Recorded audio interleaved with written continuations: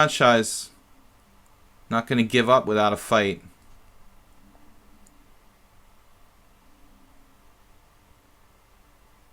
Actually, I have a stronger move here.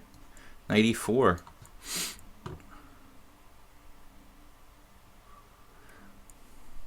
Double threat. White resigned. Good game, Shah and Shah, man. GM Will Wolf. Got a message here. What's up? Okay, Pain 83. Oh, your videos helped me a lot in the years of my chess adventure. Wow. I have to read that later from Pain 83. The guy I played in my warm-up game this morning, ironically. A lot of chess action out there, I guess so. So, GM Will Wolf, thanks for challenging us to 5-3 rather than, without increment. I prefer to have the extra time to chat. Saw a guy play knight h6 here in a tournament. Interesting move. So, guys, let's talk about that Aeroflat, because we were talking about my video, Kamsky Salem, from a few rounds ago. And, yeah, actually, I realized after I made the video that Grandmaster from Iran, Moriabadi, actually talks about that game on ChessBase in a written analysis as well. So I think it was kind of a sensation because Kamsky played this very, very original pawn sacrifice in the opening, which doesn't happen very often. You get a new idea on move 7 for white. So candidates later we'll talk about. Aeroflat, so what's up? Interesting games yesterday. Gelfand against Bartel on board 1 of Aeroflat was a really, really tense game where both sides were probably like winning at some point. Bartel played knight b3 against Gelfand's Najdorf. I mean, Gelfand is like one of the best prepared players in the world. He just plays basically the same repertoire no matter what. He's so deeply prepared that he says, this is what I'm going to play. You guys can prepare all you want, but I work on it so hard that it doesn't matter. You can't surprise me. And so Bartel played knight b3 against the Najdorf. And, well, it worked because after like 20 moves, it looks like he was nearly winning. But it wasn't easy to see and how he could have improved. But he got Gelfand kind of out of his mainstream theory. So he had a chance, and then he messed up. And Gelfand was almost winning in the ending, maybe winning, but he couldn't pull it out. So that was a draw. And in the other big matchup, Nair won with black against Fedoseev. I don't, if it's just me, guys, but if you're like playing in a big tournament and you're in round 8 and you're one of the leaders, are you really going to play bishop e2 on move 2 against the Caro-Kann? That seems like a very strange thing to do. Sorry, but you got the white pieces. It's round 8, you got a chance to beat the leader, and you play bishop e2 against the Caro-Kann. Well, a little strange. But anyway, Fedoseev versus Nair was a very weird game. A very weird game where like white sacked the piece, probably soundly. But the position was so complicated he lost his way. So that's a win for Nair. Nair will go into the last round with the lead at Aeroflat, and but he'll maybe have to play black in the last round. So Leningrad Dutch reversed here, guys. Looks pretty good for black. Kamsky won again, man. He played the London system again. I thought he's switching up pretty well. E4, then the London system. Another victim of the London system, guys. Freya Chess Queen says, who's the hottest player? What? You're talking about Karyakin. Karyakin. We'll talk about that later. Karyakin, if you like long odds, Karyakin is your man. What about, yeah, so anyway, Kamsky winning, like crushing the guy with the London system. I don't know, when will people learn how to play against the London system, guys? It's pretty scary.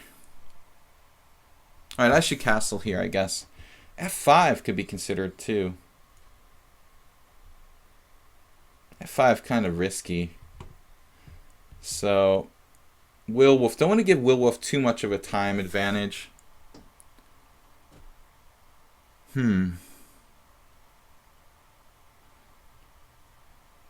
starting to wonder though, is my queen really well placed on b6 here? Just castle. Let's concentrate a little on the game. So anyway, just rambling about Aeroflot, Kamsky winning with a London system again. I don't know how often he can continue to do that. The last time he did it, somebody kind of shut it down. So he went back to e4. But now he pulled it off again. I don't remember who his opponent was. Some younger GM. So in the final round, it would be like Nair with 6 points. Gelfand, Matlikov, Kobalia. This guy Jumabayev is playing really well. And Dubov and Zvygintsev winning last round. Dubov with a really weird win. A nice game. He sacked a piece in the opening against some guy and just crushed. Oh, no, it wasn't some guy. It was Moisenko. That was it. Dubov crushed Moisenko. I think it was Moisenko. Moisenko like wins and loses every game. The guy never has a draw. He's played some crazy games over the last several rounds. But we like it. It's fun to annotate his games. What's up? DST, welcome. So, London system rings a bell. You can't have nightmares about the London system. Yeah, so that's the thing about Aeroflot last round today. The problem with these big tournaments, a lot of probably game fixing goes on, especially in the last rounds. People make deals. They're throwing games. It's hard to stop them. You'd really like never be able to even... A really professional Grandmaster like throne game, probably like no one would even notice because they would like create like a really unsuspicious looking game. So lots of weird stuff happens, but it looks like Nair is going to have to play black in the last round. I would assume he'll probably draw. Your opponent proposes a take back. Why do you want to take back here, Will Wolf? Will Wool. So we'll see what happens at Aeroflot. Kamsky could tie for first. We'll see what he does, though. He's probably going to play black in the last round. Maybe he'll play a Dutch and win. But he's going to play someone good. You know, he's got a lot of these no-name Grandmasters on his kill list. But, you know, might have to play the likes of, like, Zvygintsev or Nair or Gelfand or Kobalia. All very strong players. Rook f1. You're leaving your king on e1. You wanted to take back to put your king on e1. Wow. Now we're going to bring it back from b6. All right, down to 2 minutes, guys. So the Women's World Championship on another topic is just like a boredom fest over there. They're having fun and cookies and candy and flowers and stuff like that, but it doesn't seem like there's serious chess involved. I can't really commentate too much about that because nothing happens. They have one decisive game. The last game looked like it was really like a friendly game played in the cafe or something. I mean, it was really, really like the polar opposite of the game before. Will Wolf, your king doesn't have a good place to go.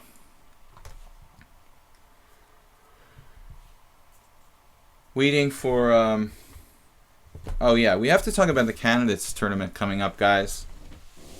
And that's something we can kind of banter about and have speculations. There was an article in ChessBase by some American guys who are like statistics experts, apparently. Computer statistics guys who are like, I guess they're basically trying to handicap the candidates betting, or you know, handicap the matches, the candidates tournament basically. And I thought this was really interesting topic of conversation today. The most interesting topic of conversation in the chess world today. This article on ChessBase I saw where these two American guys, they did like millions of simulations about what would happen in the candidates matches. But I think that they made a serious mistake, because you can use all the statistics you want, but at the end of the day, I mean, there's a lot of human elements involved. And there's also things that you don't really have an easy time with statistically. They have to use the ratings, and I think ratings are overrated. Ratings are just a statistical approximation, but ratings are not very accurate. Of like truly like portraying people's playing strength. So here I'm wondering. This looks strong. 93 check.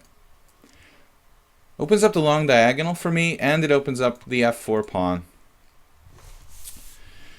So guys, check it out, the ChessBase article. I'm not promoting ChessBase, but it is a relatively newsworthy chess site. So anyway, I don't really agree so much, though their general predictions are okay.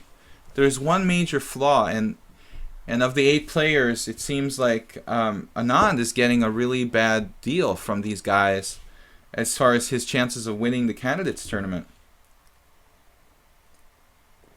I don't understand, because in my world, we don't want Anand to win because he lost horribly to Carlsen, and it's just embarrassing to watch, and it's boring, and he doesn't seem interested in trying to beat Carlsen, so forth and so on. But that's my personal, like what I want to happen. But the reality is that Anand is one of the best players in the tournament. The reality is that Anand qualified for the last 2 World Championships. But it doesn't seem to dawn on these people. Reality is different from statistical simulations. So if anybody wants to bet, because there are betting sites.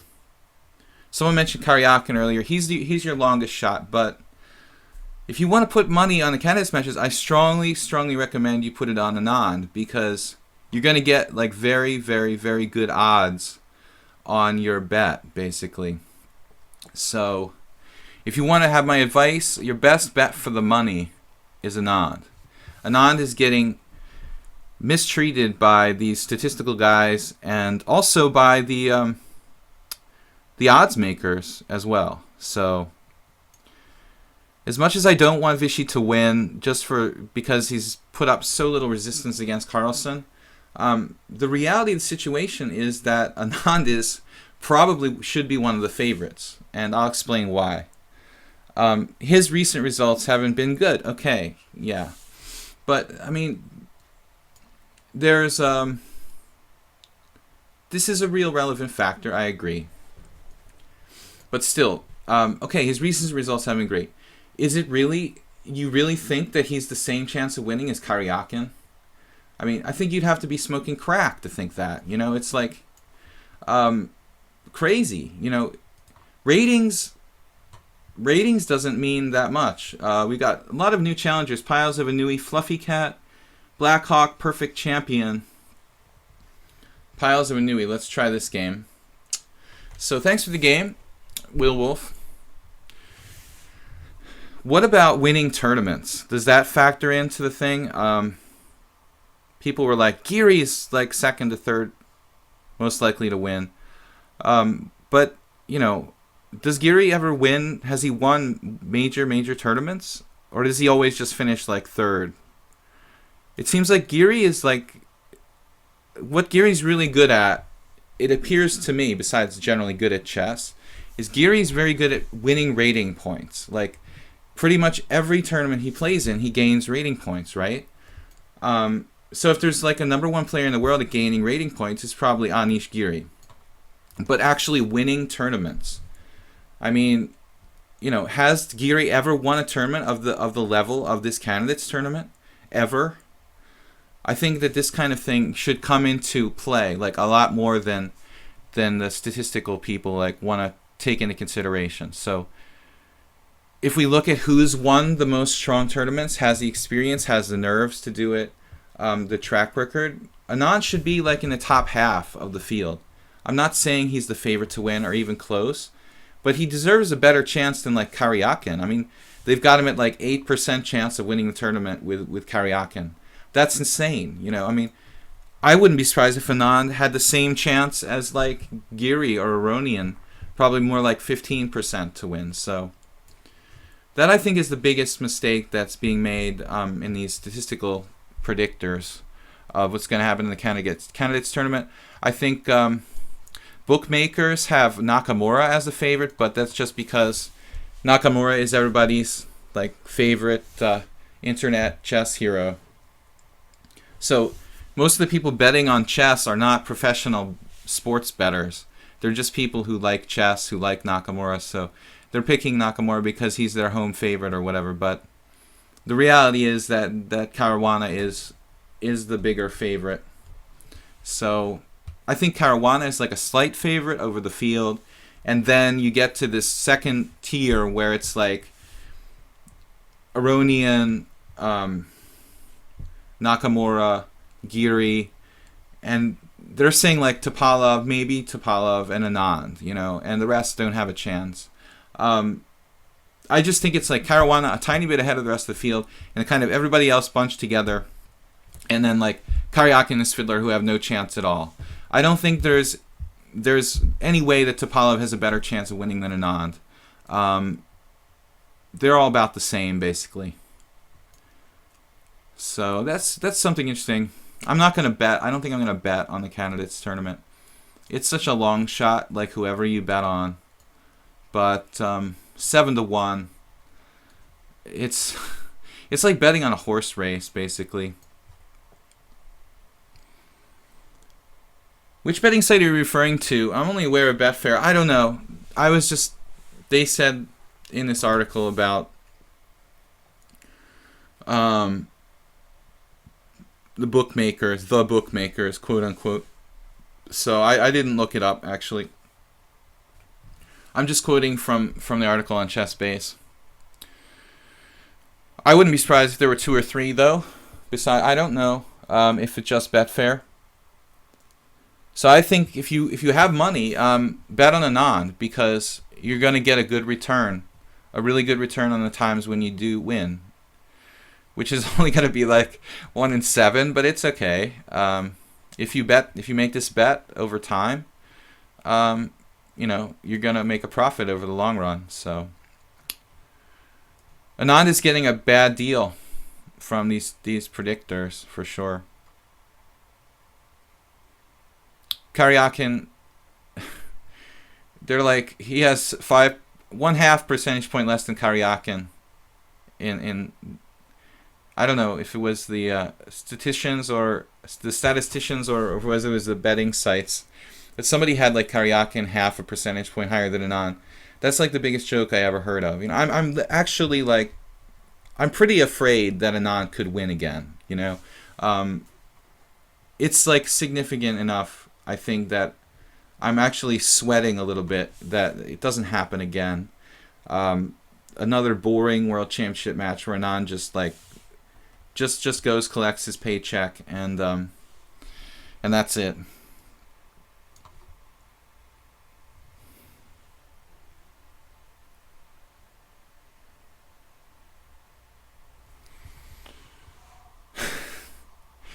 Jennifer Shahadi's here again.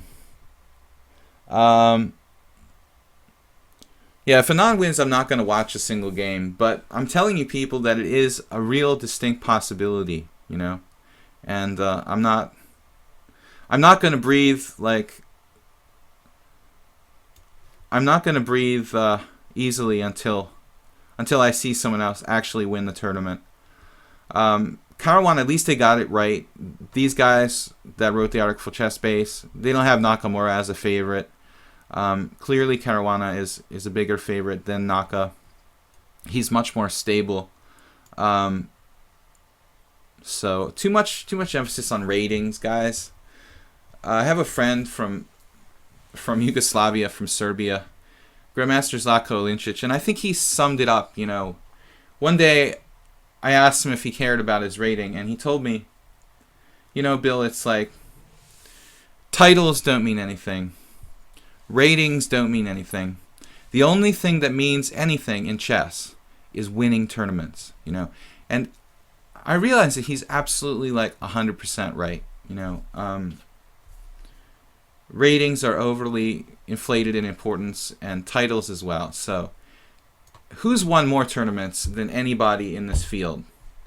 And the answer is absolutely without question Anand. And it's not like he's 70 years old or something, you know. He's 2 years older than me. He's like, what, 45 or something? Come on now. You know, he's had a bad year or whatever, but still. Every time he raises his game when it's one of these candidates tournaments, he's done it like 2 times in a row. So he obviously like excels at tournaments too. I'm not writing him off. I'm absolutely not writing him off here. So I think it's gonna be fun though to see what happens, guys. Seriously. All right, I'm gonna play back to f6 here. So I have g6 if I want to. I can play bishop e7. If f5, e5, bishop g5, bishop e7. Maybe that's probably white's best line actually. But the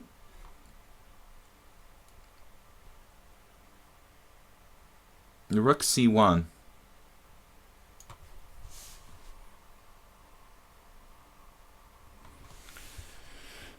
Eldorado asked the interesting question, right? Who has the best chance against Carlsen? Well, he's not in the tournament, unfortunately. No, I'm just kidding. Caruana, definitely. Yes, no. Caruana, the second best chance against Carlsen would have been Kramnik, who's not in the tournament. Also absent from the tournament is a player who deserves to be there, Alexander Grishuk, who's stronger than, well, he's clearly stronger than Svidler and Karyakin. So I don't know, from the Russian side, it's pretty sad because you're having the tournament in Russia. It's like sponsored by Russian oligarch company or whatever, but your representatives are clearly not the best 2 players in Russia. So that's kind of upsetting, you know. I mean, you have the tournament in Russia, but your best 2 players aren't playing. You've got these sort of like scrub substitutes, Svidler and Karyakin, instead of Grishuk and Kramnik, who are just obviously the 2 best players. So it's kind of sad in that respect.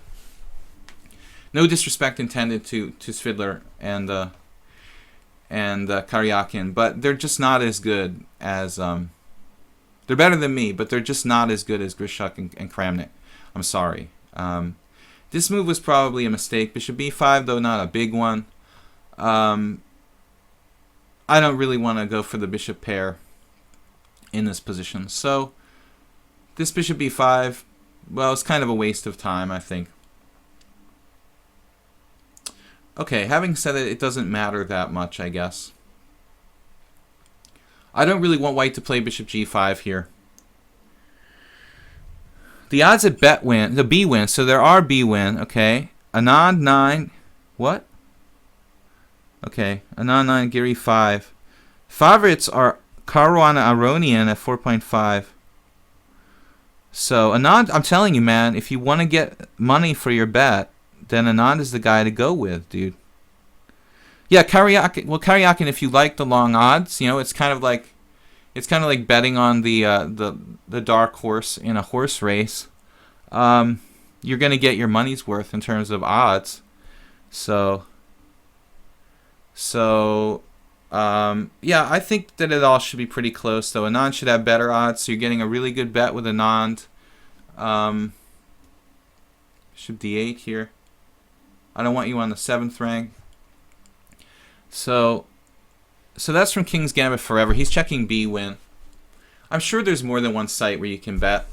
I would be very surprised if there weren't.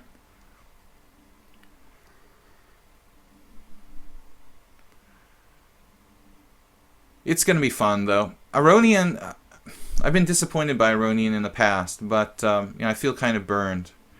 Like last time, I was really heavily rooting for Aronian, and he just totally flubbed it. Now I'm going to hang a pawn. See, I told you guys that bishop b5 was a bad move. And now Piles of Anui is bringing this closer to reality. Can I play queen e7 here or bishop b6? Bishop b6. Bishop b6 is going to get tricky. But I could probably pull it off. But bishop b6 takes, and then what am I going to do? I'm like pinned. That's not good. So I guess queen e7. Happens if queen e7.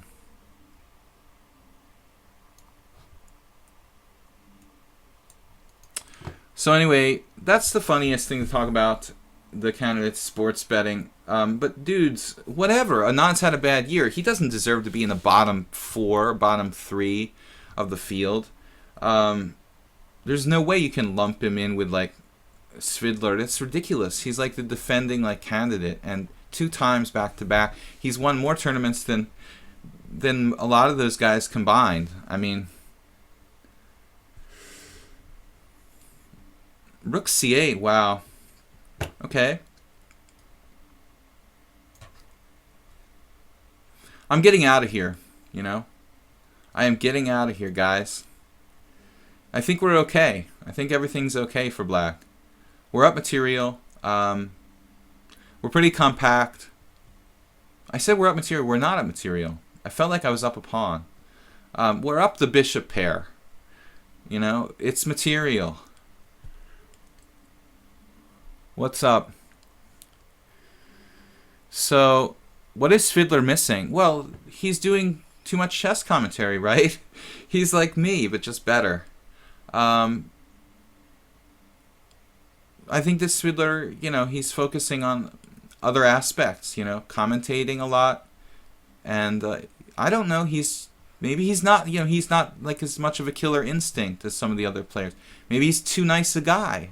I really don't know. I'm trying to move again. I thought that white already moved. I'm crazy. I do that a lot. I do it in tournament games. I've told you guys that story. Why is white not moving? Yeah, I think Svidler's too nice a guy. Maybe that's it. Well, he's obviously strong enough to be there, but what do you want, you know? What is he missing? He's very good theoretically. He's a very strong all-around player. He's in the top 10 in the world almost. But he's just not quite as good as those other guys, which is hard. You know, it's tough company, basically. Pretty tough company. Let's get this rook out of here. So, I don't think he's missing anything. He's a great player. So, who's the best player in history? Paul Morphy, right? I was looking at like Wikipedia yesterday and checking like, we had this conversation last week where somebody was like, Paul Morphy never played anybody who was like better than a 1500, you know? And I was thinking, what's up? I was thinking, you know, they're kind of right. I was looking at his results, and he played. There was nobody though who was really, really strong. That's the problem. But we have a hard time making this answer to this question because who is the greatest player ever in history? I don't know. I mean, it's very hard to compare Kasparov and Fischer to Magnus Carlsen. We try to make this comparison a lot, and you know, guys, you just can't do it. I mean, you just can't compare people from different generations. So you really have to qualify it, you know, by time period. Okay. Thanks for the game. We got Shansha, Blackhawk, Perfect Champion, Move 11. Move 11 and Smeagol are the last challengers. Shansha wants a rematch. He's going to have to wait till the latter half. So Blackhawk and Perfect Champion, I think, challenged us first.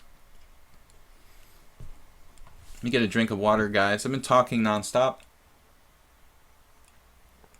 But it's good. It's a good sign we have something to talk about.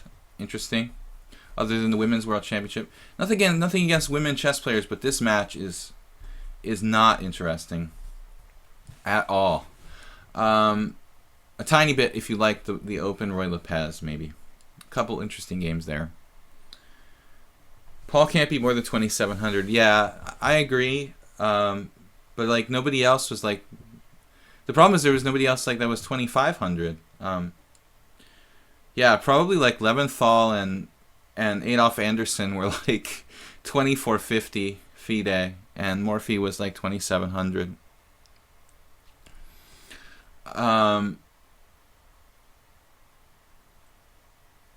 just didn't have any competition. But nobody can explain how Morphy could play chess that well, guys. He didn't really ever. No one understands the mystery of that. He was just this massive genius. So then it becomes a popularity contest between Kasparov, Fischer, and Carlsen. I think they're all comparable. What's a dangerous rating in a pool? In a pool? What do you mean? Like a shark? Is this a joke? So guys, I don't know. Aeroflot last round today. Check that out. See if Gelfand and Kamsky can like reach first place. I'll be damned if I would lose to Kamsky in the London system. These people play... The last guy played pretty well. This guy did not. This last round. The last London system. It was pretty bad. Actually, really bad. I don't know what Black's thinking there. It's funny to see like a 25-75 Grandmaster just sort of disintegrate and get mated on the Black side of the London system. I can't even comprehend it. Like it's sort of hard to believe. The last guy that Kamsky played the London system against played the King's Indian. At least fianchettoed his king side, and then Kamsky like couldn't get anything going. But yeah, I think you should fianchetto king side against the London system.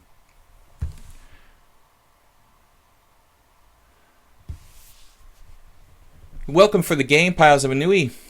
If Carlsen was all-time best, he should show no fear. Face today's engine. Oh man. Yeah. Yeah, it's you could do it as an exhibition, of course. Maybe Carlsen should. You know, Kasparov did. I'm sure he made a nice, tidy profit for playing Deep Blue. And if Carlsen wants a few more $1 million, he could definitely set something up. While he's still world champion, he probably should. You know, get Microsoft to sponsor or some huge corporation sponsor another computer match before it's too late, because I think this might be like the last chance for anybody to even be interested in seeing a human play a computer. Yeah, but I mean, the funny thing is King's Gambit Forever is like, don't underestimate the London system. Great against tactical players. But I mean, these people look like they're like strategically clueless, you know. I would think the London system is great against, great against tactical players. You mean like great against players who are clueless strategically. And otherwise, like tactically good. It's amazing how imbalanced a lot of players are, even at the Grandmaster level. That's kind of scary. Black did a number of things in the Kamsky game.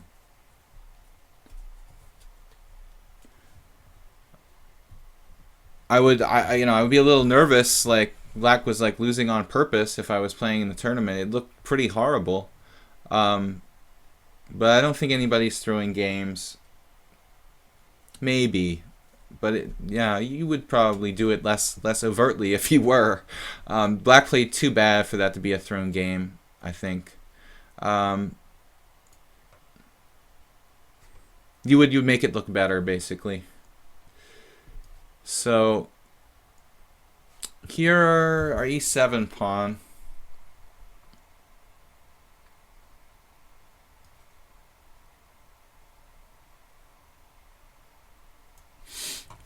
So Blackhawk, you got 1500, but it's provisional. What is your real strength? Seems like a reasonable player, guys.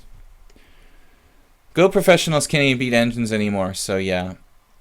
Yeah, I mean, I'm not sure, you know, if Magnus could even get a big money match against a computer. If it's even interesting anymore. Good question. I think that people would be curious, though. Probably for the last time, let's say. It would be kind of like Magnus Carlsen tries to defend the human race for the last time against the computer. You know, they probably would generate pretty good publicity from that. Whereas, like, you know, in another 10 years, it's going to be like, maybe 5. It's going to be just too late. No one will even watch. So, guys, what about this bishop b4? Is that going to be a problem for me if I open this line here? Probably not. We can take on d4. Obviously, Magnus would lose. There's no question amongst cognoscenti that Magnus would lose to any computer. But I'm saying the average people don't know, you know? The average people don't know for sure. We're like cognizant above average chess players here, you know? But the average population doesn't know that it's like a preordained result. The cognoscenti like us know. So knight takes e4, queen takes e4. We could just go for pawn structure. And e6. Then he has bishop b4. His rook's badly placed. Yeah, man. We could just do that. Or knight c5. Knight takes c5, b takes c5. Doesn't look as good. So I'm going with the boring move here. We're getting a little low on time. Just a 1 second increment is a little too small. I prefer at least a 2 second increment since I'm a fan of gaming. Welcome to the channel. Didn't blue cheat? Okay, guys, I'm going to go on record as saying I think that the deep blue match was fixed.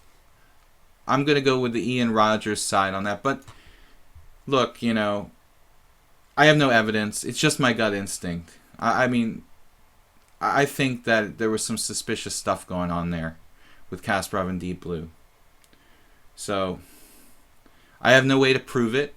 But if you ask me my personal opinion, yes, I am one of the conspiracy theorists. I do subscribe. I don't believe those games were real.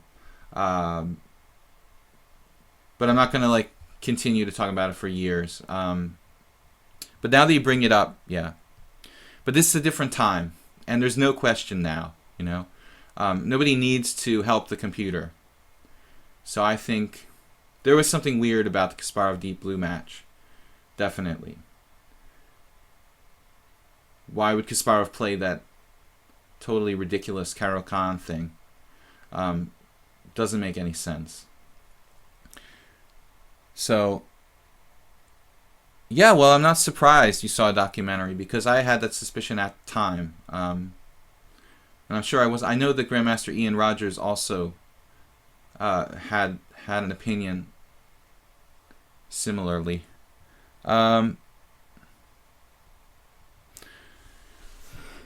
anyway, that was like dinosaur age ago, you know, and no need for any conspiracy theories anymore.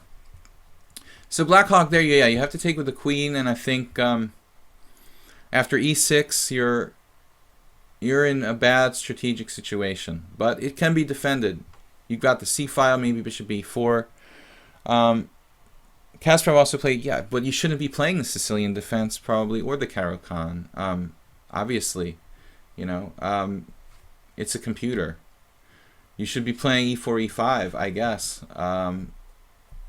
with black.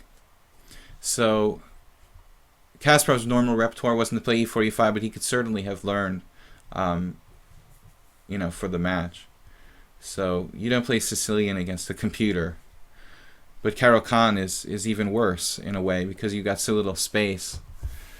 And if you did play the Caro-Kann, he could have played the Caro-Kann with bishop f5, you know, like a normal variation. But knight d7 is just this kind of bad variation for black. So Sledgy should have co-authored a series of books with Fischer, How Top-Level Chess is Prearranged.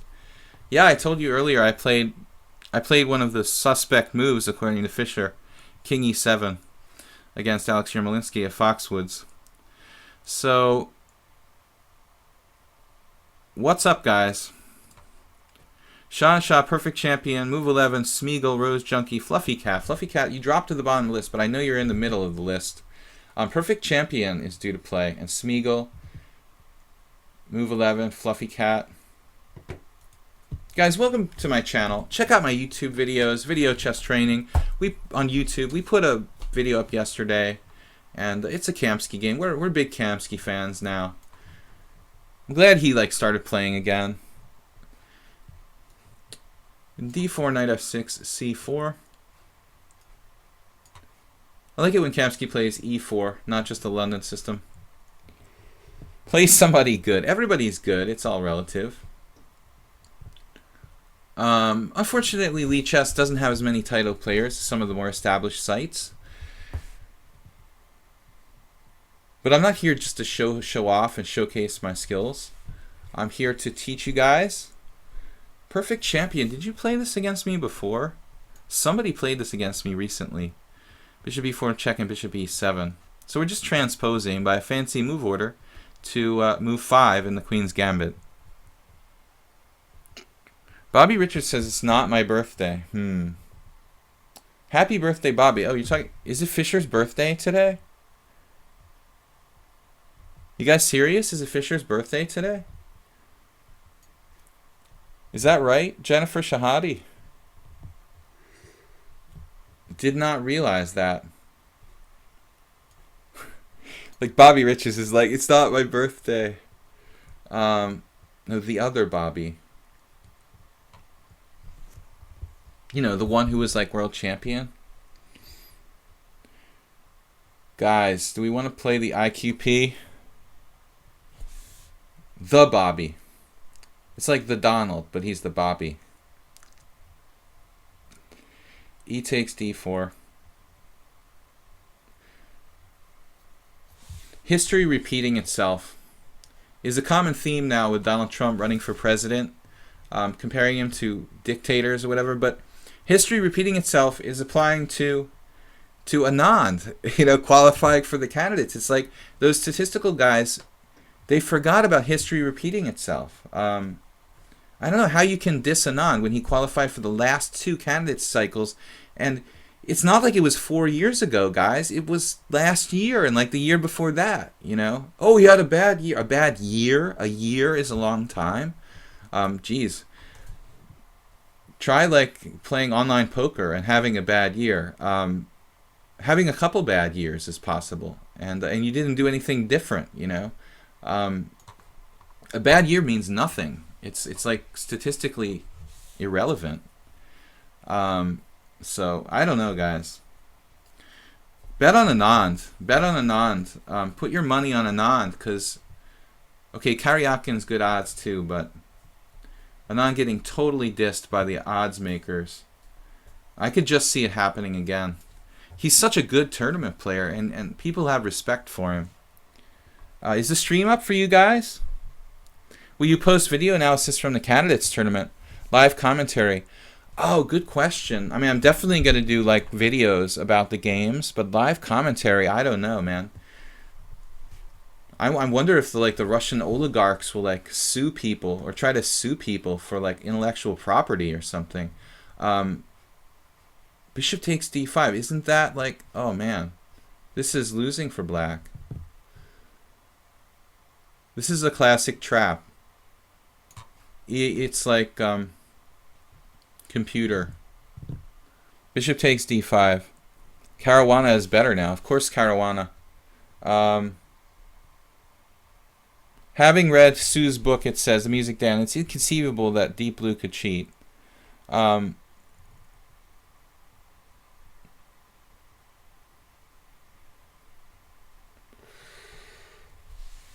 Take back here? Are you kidding me?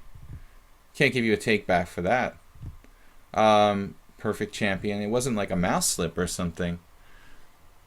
So I'll make one exception, but I'm not going to do more takebacks when you guys make blunders. This is the last time. But I will do takebacks for mouse slips. Saji, were you ever a Supernova Elite on PokerStars? No, I was not a Supernova Elite. I was just a regular Supernova. Yeah, I never played anything like that kind of volume. Somebody said that Grishuk was a Supernova Elite. I guess he has the money to be, just from chess alone. If I had like $100,000 bankroll, I would probably go for Supernova Elite. Actually, I was thinking about it. I was even thinking about it, honestly, guys. I was even thinking about like trying to go for Supernova Elite. as recently as a few months ago. And then PokerStars goes and like destroys the whole VIP program. This is basically one of the main reasons why I quit playing online poker. PokerStars just totally axing their whole VIP program. There's no way I'm going to continue to play full-time online poker after that. So I play tournaments. No cash. Just tournaments and sit and goes.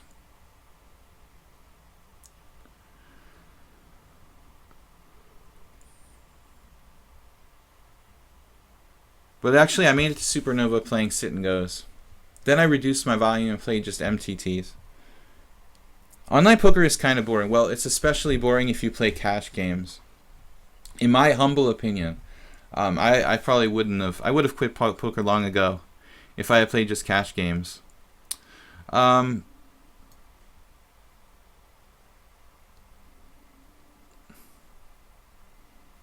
Jennifer Shahadi, I guess you're still playing. Jennifer, a very good Chinese open pineapple or whatever it is. Open face Chinese poker pro. Congratulations on that, Jennifer. I just couldn't quite get into the open face Chinese poker. We got threats of knight takes f7. Tournaments are much more interesting, and especially as a chess player. I could play bishop e5 here, chases rook back to f8, which is probably not a bad thing. I might have to lose the tempo back at some point myself with a6, but it's probably worth it because my bishop's okay on d3 as well. Paper Sound said, I think the opposite. Tournaments are definitely more solved. But I don't think he's talking about solved, Paper Sound. I think he's just talking about fun. More interesting, like. I mean, XP Special says, have you considered streaming poker? I did, dude, and I wanted to, but I really quit playing on PokerStars, so I don't know what to do. I mean, there's basically nowhere else to play. If I don't play on PokerStars, there's basically nowhere else to play. What am I going to do? Like stream sit and goes on iPoker or what? I mean, I won't play on Full Tilt. It's the same thing. On principle, I've quit Full Tilt and PokerStars, and I'm not going to retreat this right away. So what does that leave me with? Like 888 Poker won't let me make an account because I'm a Hungarian resident, and I don't think they're allowing new Hungarian residents to make accounts, so I can't make an account on 888 Poker. It leaves me with very little options. Party Poker's horrible. It's a joke. So I don't know what I would do, like stream sit and goes on iPoker or something. Rook f8. Maybe if poker can, I don't know, if it grows in the United States and goes back to Massachusetts, I could stream while I was playing in Massachusetts. We'll see what the future holds. But I would definitely, I was intending to stream poker as well as chess, but PokerStars just changed my plans. I don't know what to do here. Maybe a direct kingside attack is in order, like queen g4. Queen g4. Let's do it. Let's change the position a bit here. Bobby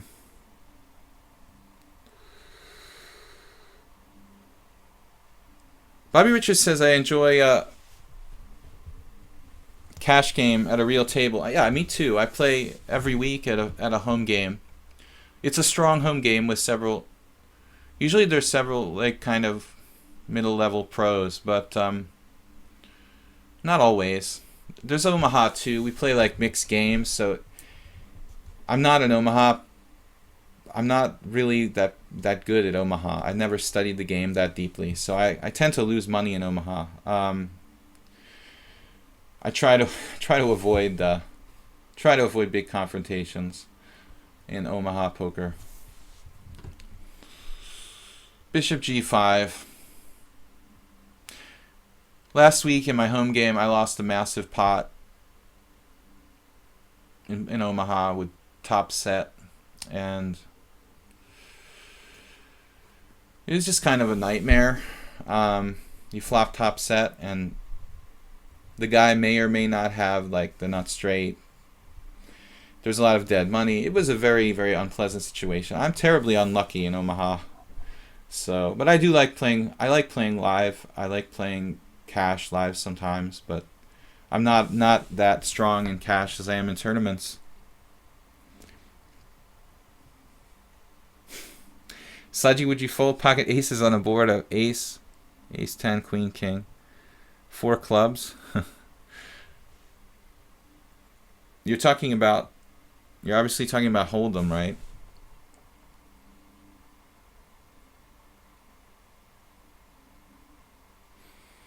Back to chess. I'm trying to learn the English opening. Ever having read I.M. Watson's book, I still don't understand what I'm doing. Which book is that, The Music Dan? Because he's written so many books. Especially on the English, I'm kind of not sure which one you're talking about.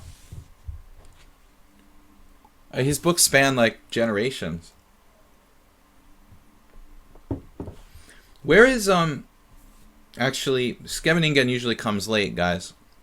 We have a regular player here who likes to watch the stream from Lichess, Scheveningen, from Poland.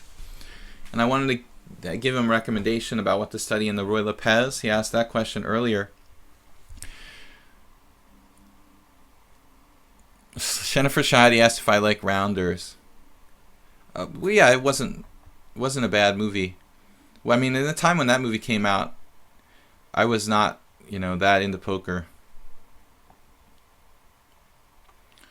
So, actually, I started playing poker before chess. I've told this story before. I started playing poker when I was a little kid, probably about 8 years old. So, my poker career technically goes back further than my chess career. But in those days, we played like 7-card stud, 5-card draw. Lots of weird games like baseball and that don't really exist now. 5-card stud. You don't see that on the World Series of Poker.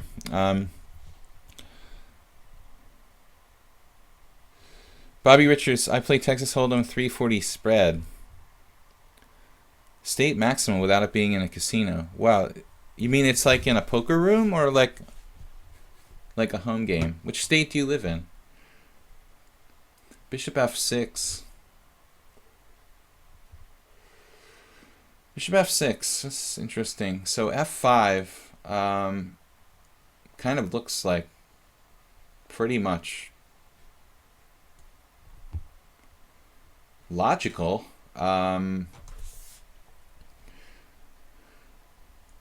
I'm not really sure what I'm threatening though. If I play f5, I guess I'm threatening bishop takes h6. The problem is if I recapture with a rook. He has bishop c8. I don't know, guys. This is getting a little tactical. I don't think f5 can be a bad move, though. I'm not really sure what the best move is. Oh, a bar. Okay, so it's considered like a home game.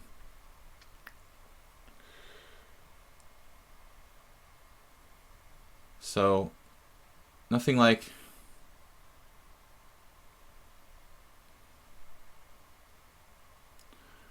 home poker. I agree. It's fun. E takes f5.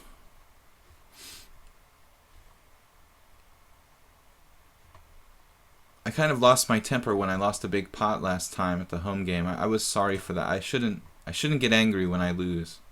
It's very unprofessional.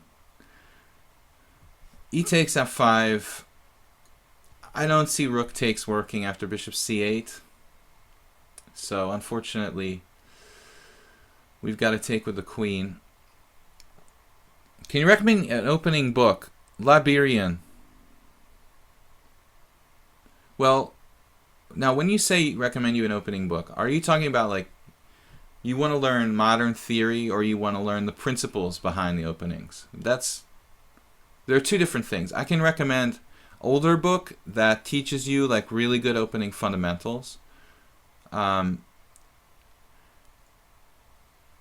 It's an older book which would teach you really a good fundamental understanding of the openings and the principles in the openings. But it's hard to get because it's out of print. Now you're threatening the double threat here. So we have a couple solutions to this problem.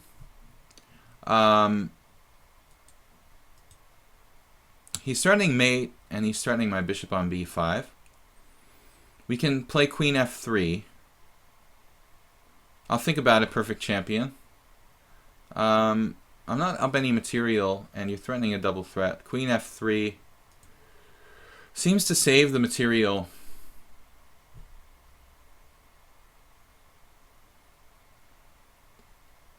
Yeah, a draw is okay for me. I think I'm probably worse here after queen d5. I have queen g4. Bishop takes e5. Pawn takes e5. Queen takes. Bishop takes. Alright, I'll be generous and give you a draw. I didn't hand out any draws today. I'm a little skeptical of my position. I thought f5 might not be best. Maybe queen g4 there, though. I'll have to look at that with the engine later. Good game, man. Move 11, and then Rose Junkie. So, oh, you realize the game was it was a rated game? Are you serious? Oh, your game is rated. Rose Junkie or mine? I don't care about my rating. I just lost some points already today. So, it doesn't matter if it's rated or not rated. I just want to know what it is before I start. Are you good enough to play poker professionally? Aussie Smurf. Yeah, I was doing it full time since 2010. So, I was. And really, I stopped for a number of reasons. I mean, I don't like what PokerStars is doing. Number one, my results weren't as good as they had been. Number two, and it also was bad for my nerves. I felt that it was making me angry all the time. When I was like having like really bad runs and stuff. So I thought I'd give it a break. I don't want to be like in a bad mood because I'm running bad, and just chess is my biggest love. So we're going to give chess a turn. A6.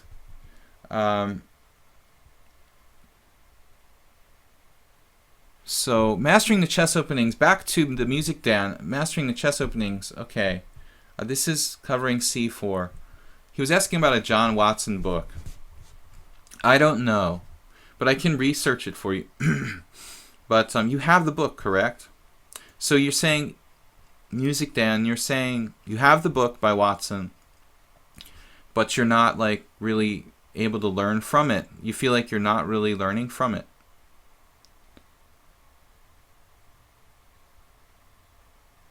What is your approximate rating, Music Dan? Approximate level. I mean, there's some books that are too advanced. I know, like when I was 1300, I tried to study Dorian's book on the Sveshnikov, and you know, that's kind of like not a good idea. So I don't have that book. I don't have a lot of books. I have a lot of books, but I have a lot of them I don't have. And I'm not a collector. Bishop e3. So we go into the main line of this Sozin-Najdorf thing, which is supposed to be pretty okay for black. Yeah, I understood you had it. And you're rated 2,000 FIDE. Wow. The lines he suggested seem quite double-edged. Interesting. So it's not that the book isn't clear, you're just not really happy with the repertoire he suggests? Like being too double-edged. Interesting.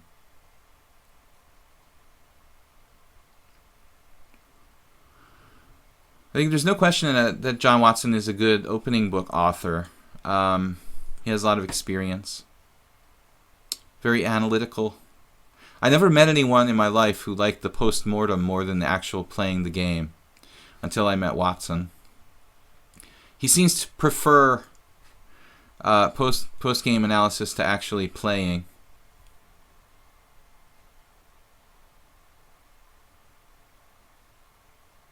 Oh, Rose Junkie was talking about the last guy. Okay, yeah. I'm afraid I might have lost some rating points accepting the guy's draw. But I was not real sure about my position there. I think I have to play a speculative move. Queen G4. Maybe sacrifice a piece. Not really sure about that. Now, Queen D3. I think E5 is the main line here, if I'm not mistaken. But Queen D3 looks like a... Queen D5 looks like a normal move.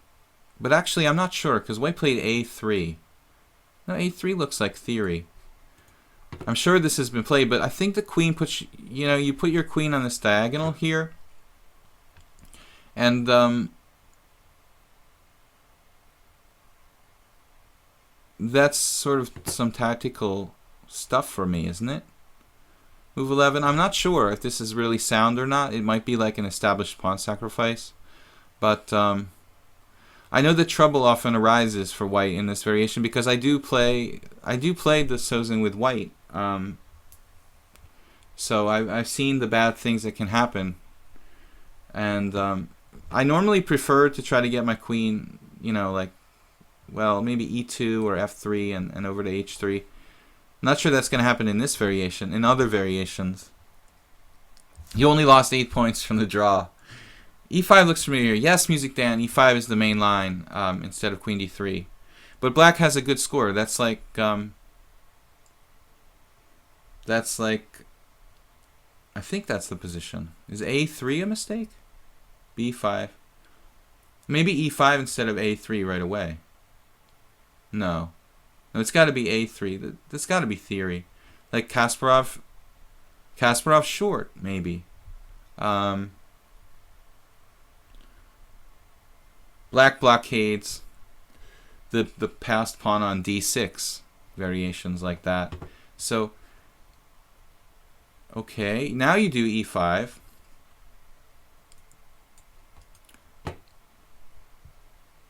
Have I take on E5? You've always got to watch out for Rook F7 type of sacrifices, guys, in this line. But I'm a little scared of that, actually. If I take, knight D7, Rook takes F7. It looks kind of scary.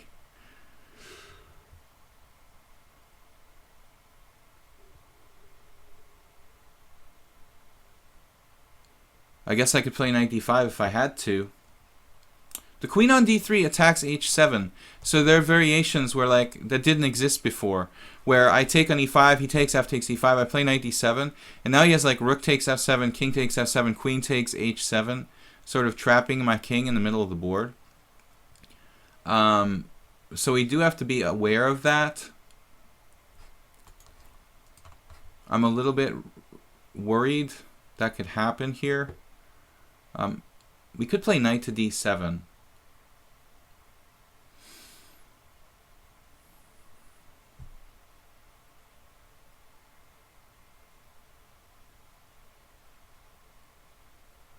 Alright, let's try something different. Knight D7 right away. The problem with repertoire books is this is Calidus. People want different things from a repertoire. Yeah, Seven Ingan's not here, and I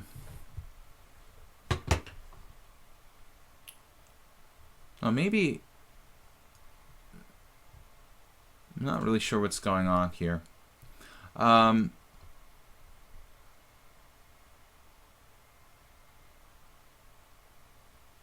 I guess I blundered a pawn. I just hallucinated that after bishop c5 check, he was losing a piece, but he just brings the bishop back to c5, and I've got a problem. So knight d7 was definitely a blunder. I'm losing a pawn here, at least. Let's see how we can make the best of this. We have a good bishop on b7. We're down a pawn. Bishop c5 check allows bishop d4. Our king is open, so we really would like to trade queens.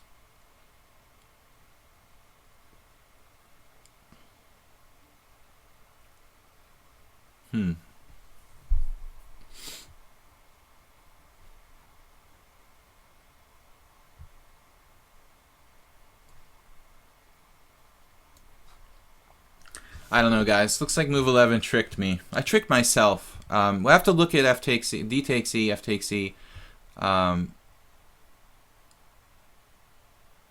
Why did I not play that again? I played knight d7. Yeah, d takes e, f takes e, knight d7.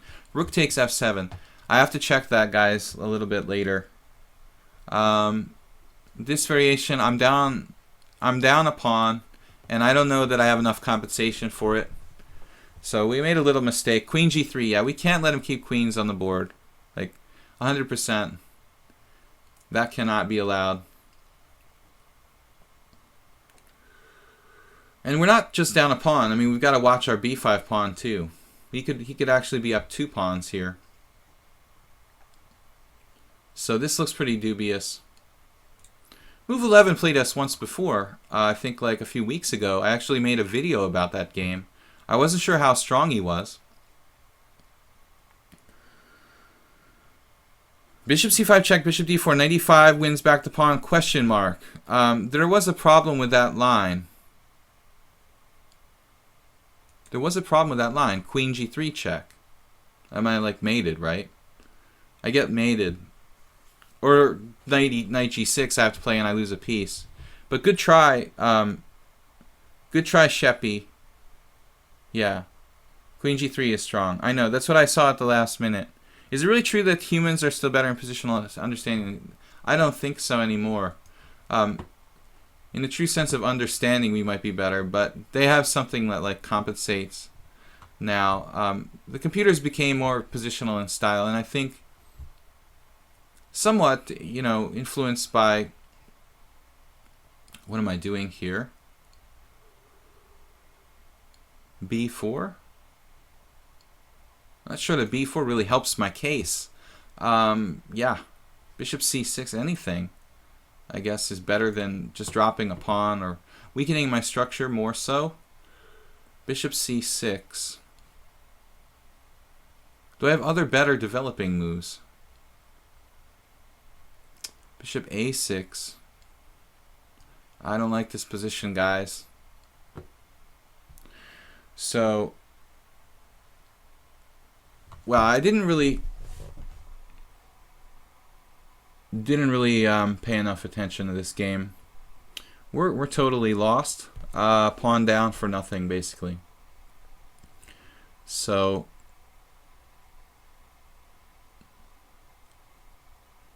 I don't know about that. We'll have to go back and look at f takes e, d takes e, f takes e, and knight d7. I was scared of rook takes f7, guys. Jennifer Shadi says, computers should not have access to opening line book moves. Remove them, humans can fight for a draw. Yeah, that's interesting. If there is a match, I kind of would agree. If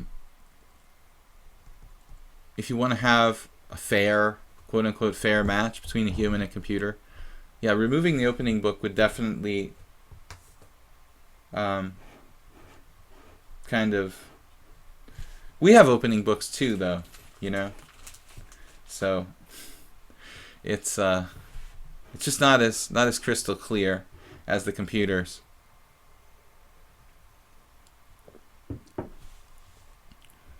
By the way, what is it with chess players going to poker? Corrupt bishop. I think the trend is reversing itself. But you know, the eternal quest for money. Chess just doesn't cut it. So you're never going to get rich playing chess. But yeah, I think that there's a lot of parallels, you know. To some people, poker is dirty because it's gambling, and you know, but it's really, you have to realize it's a game, and it's actually I've heard some very clueless poker players sort of make fun of chess. But mostly poker players kind of respect chess. The majority of them. There's a lot of parallels between the games. So it's a natural thing to like both games, I think.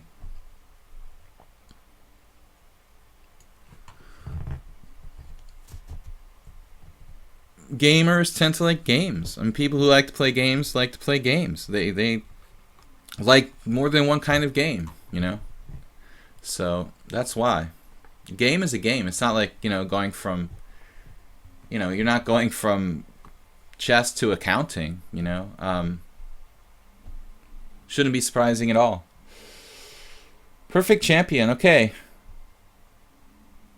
Thanks for joining us for the stream. Music Dan said he's Todovsky on Lee chess. Todovsky. So you're not challenging. That's okay. Some people like to watch. I got an inbox. Okay, check that out later. So Rose Junkie, I owe you a game. Shryan M is here. DST, Shah and Shah. Well, move 11 is giving us some counterplay. We've got a pawn down, but we've got some counterplay. Knight e2, and then bishop b5 maybe. b3, sacrificing a pawn, is also interesting. We're 2 pawns down if we play b3. Getting low on the clock here. Knight e4. Lots of candidate moves. Bishop b5. I'm a little nervous about the bishop on b3 actually.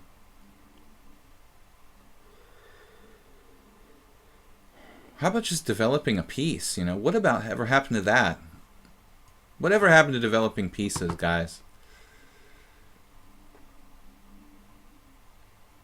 Pin it and win it. That's what they say.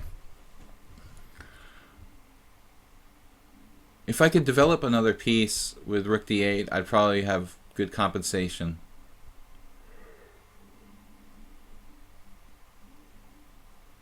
We're really low on the clock. 29 seconds. How did I get so low? Talking too much. So he can't play rook f2 without blundering an exchange.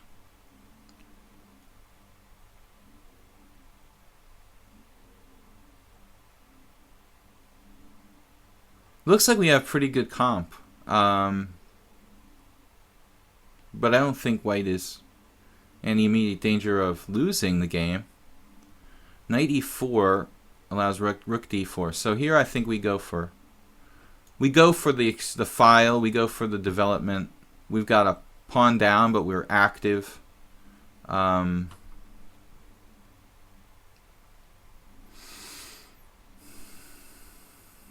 Looks good. Looks pretty reasonable. I'm not going to give any hints. Yeah, I think there he has a strong option to play rook b6. b3.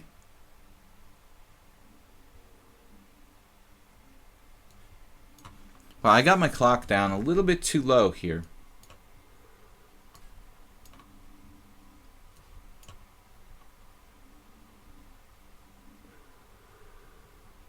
Not really happy with this. The way I played this is probably not best at all. Yeah, not a good continuation for me. Had to find something else there. No. I mean, he played this okay, but he had better. Now I might be able to draw. White definitely had better there. We can pray to hang on now, basically.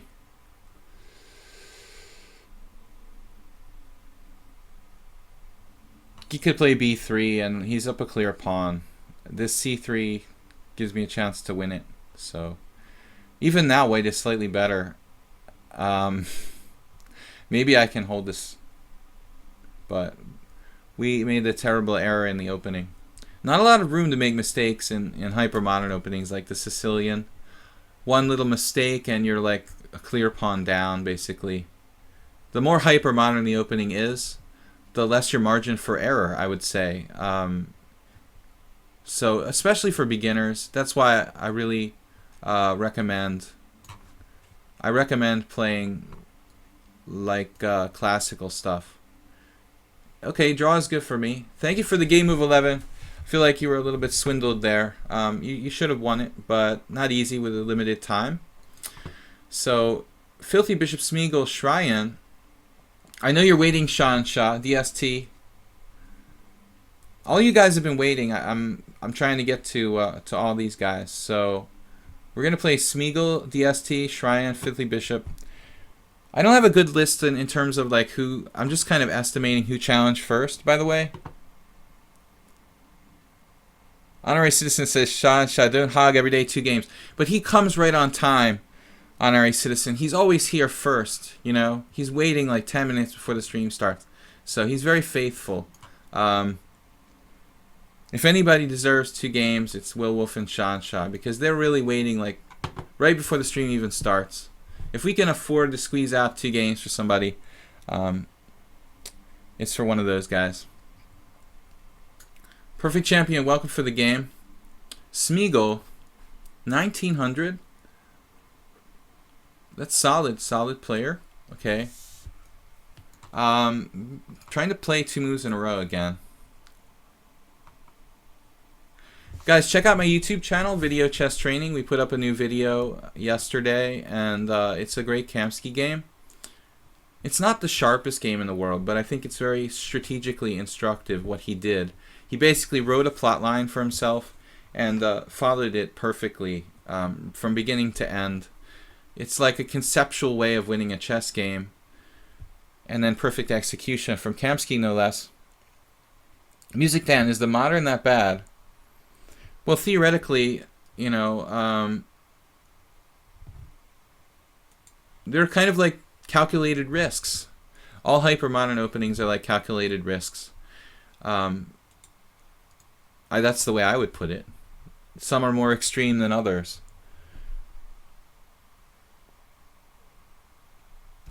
So I really think, not to be boring, but that players should learn the classical openings first. I learned things like the English and the Sicilian first, and I felt I would have been stronger had I learned like double king pawn first. I had to relearn those openings kind of later. So the fundamentals you really need to get in first. Smeagol now with knight d7. Generally not recommended because this bishop on c8 is a very tough piece to develop in this kind of structure. What should I do now? Well, it's like a Benoni with the pawn at d4. I have a lot of options here. e4 would be the classical. I don't know. A lot of ways to play though. h3, b3. Keeping the tension. I kind of like keeping the tension in general. But e4 is fine. e4, probably the most classical move for white. Why is chess so beautiful, says Sean Shaw. I think it's different for everyone. Yeah, that's what makes chess cool, is that chess is a different thing to different people. So for some people, it's like an artistic thing. For others, it's kind of a mathematical thing. And we all approach chess differently. And I think that's what makes it kind of cool. If we all approach chess the same way, it wouldn't be half as interesting. So there's so many different ways to conceptualize it. So we go into some kind of strange, basically Marazzi bind, where black's knight is not really, developed properly on c6, on d7 instead. So white gets in e4. My bishop's a little blocked by the pawn on e4, but we can live with that. We have a space advantage.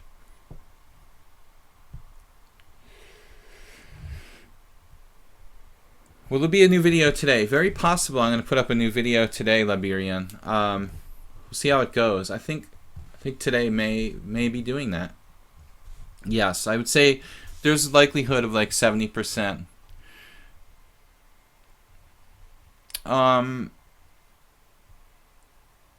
Yeah, b3 or queen e2. We're going to have to play b3 at some point here. I mean, I guess I might as well play it right away. So this knight on e5. I'm not in a big rush to play f4, but f4 is going to be a possibility. I do have to be a little bit aware of things like, him having counterplay against my king on g1. And then again, maybe f4, I have to calculate. It might be good. So, but generally knight d7 not good in the structure. Corrupt bishop, you should consider... Okay, what are you guys talking about? Yeah, so I think I like playing hyper-modern openings, but now knight c6, so you kind of reach the normal position, tempo down, maybe 2 tempi down.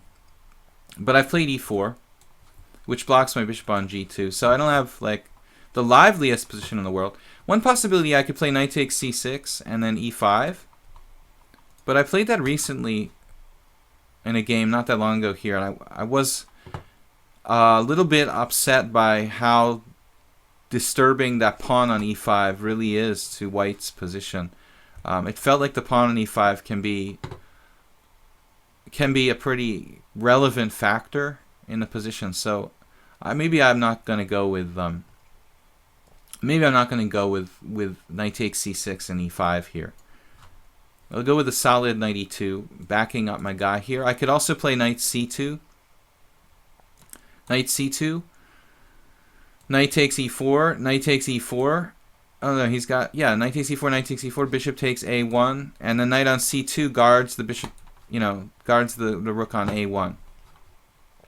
Everything all about this long diagonal, you can guard it with knight c2 as well.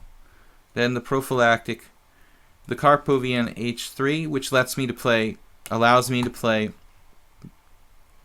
bishop e3. So the position we get is like basically a dragon, a fianchetto like g3 system in the dragon, where white has somehow played c4. What if chess is actually less complicated than checkers? Someone asked, is chess more complicated or poker earlier, and I didn't have a chance to ask. But that's an interesting question. Of course, it's like very hypothetical, kind of like philosophical, but I always had this assumption, because I'm primarily a chess player, and my depth of knowledge in chess is deeper than in poker, that chess is somehow a more difficult, more complicated game. But I'm not sure, having played poker on a pretty high level, I don't have that like kind of sweeping generalization opinion anymore. I'm not that sure that chess is necessarily a more difficult game than poker. I don't think it's fair to qualify, I don't think it's fair to say that. Poker is a very difficult game as well.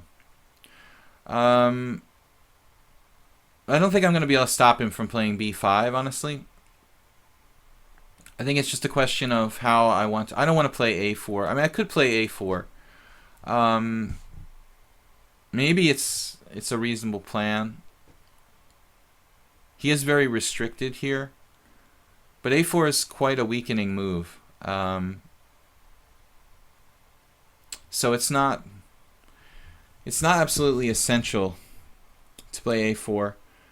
I'm a little worried about like bishop b2, b5, pawn takes b5, pawn takes b5, knight takes b5, knight g4 check, and I don't know, my position is even very good there. So bishop b2, I can't win the pawn on b5, and I have to find something else, like more positional.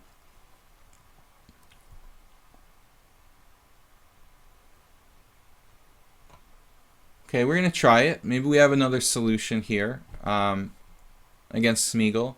We don't necessarily have to play to grab the pawn on b5. We can let him get in b5 and play like more classically along the lines of what would have happened in like a normal fianchetto dragon. Just play with a structure like after cb, ab, we play queen d2. And queen d2 keeps an eye on the b4. If he decides to play b4, that pawn will get weak. We complete our development. We prepare to get to the c file. And it's just a generally good square for the queen in this structure. We're looking at this diagonal. We're looking at this diagonal. And we're basically prepared. At some point to play the classic like knight d5, which is always unpleasant for black in the fianchetto lines of the dragon.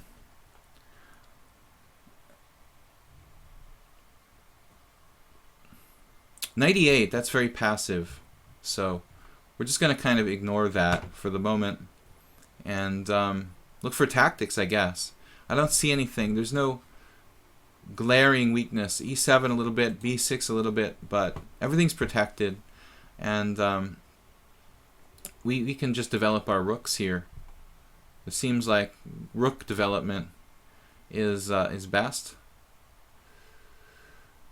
You know, no need to like move the F pawn in this position. Now knight d5. This is the classic fianchetto. Also the classical line, the classical dragon with bishop e2. Many times, often the knight goes to d5 very powerfully. It's kind of an inherent weakness in the dragon structure. The fact that you can't play e6 without creating a lot of weaknesses in your position. So here it looks like black has some problems tactically in some lines. I could play knight to d4, but he can defend with rook e8. So once again, like there's no clear win for me. It feels like black is teetering on the edge of being lost tactically here. Very, very close to lost, but I don't see any knockout blow. So I'm not sure that rook d1 really even makes any sense for me. Play knight d4, maybe knight f4, maybe h4, h5. h4, h5 I'm not sure about. Could do like rook h1. Let's try that.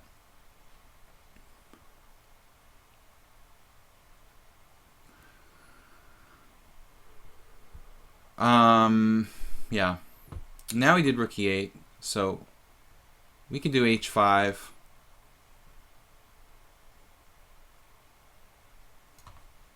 Smeagol, we're getting really low on time. We have a 4-second increment, so I'm gonna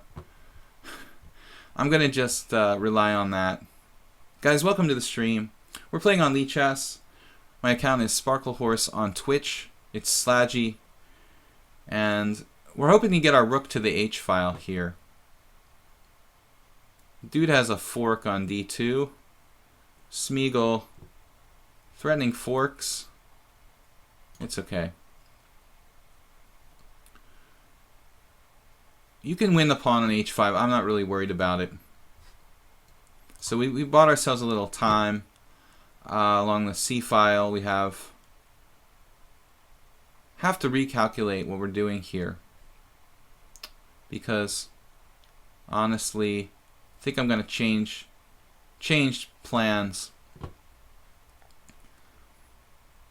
I'm going to change plans, and we may in fact play F4.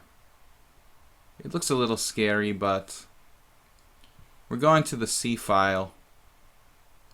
I don't know, this may be dangerous for me.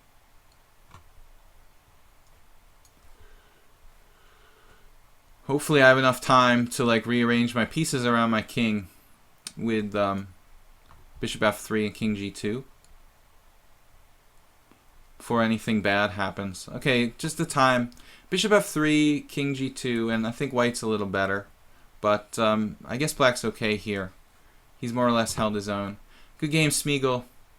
DST, Filthy Bishop Shryan. I don't know which one of you guys were first. Rose Junkie also. Did we play Rose Junkie today? We didn't play, right?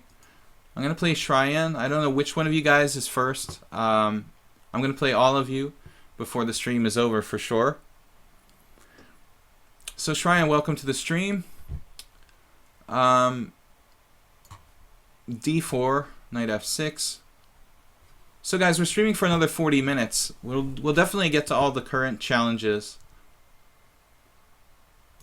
Knight f3. Sometimes I like to play different move orders in the King's Indian, like an early d6, or sometimes like Fischer, I would omit d6 and let white play like e5 on move 4. I like to play around with different King's Indian move orders.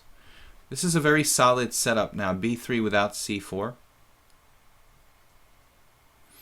I'm not really 100% sure what theoretically black's best line of defense is against this. I'm used to playing c6 in normal lines, so Rose Junkie, your challenge is still there. I'm going to get to it. And here, I think there are various ways black can play. A5 is kind of a common idea against b3.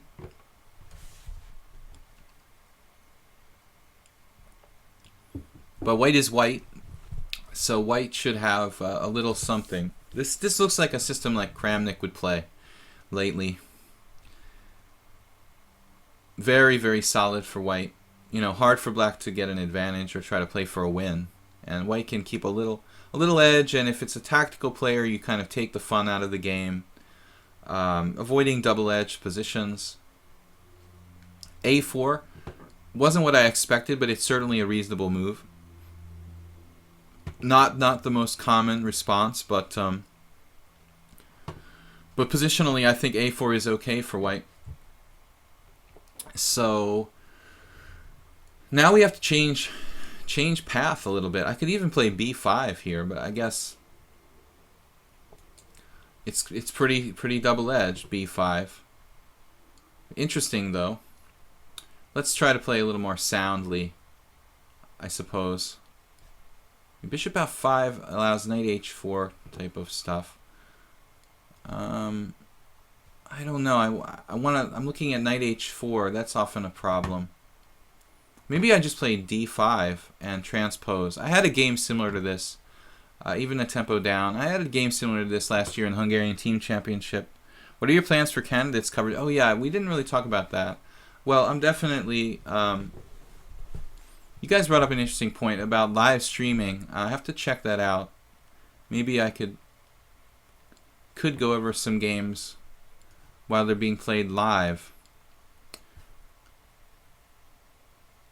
But I don't know, how the game's going to be broadcast exactly.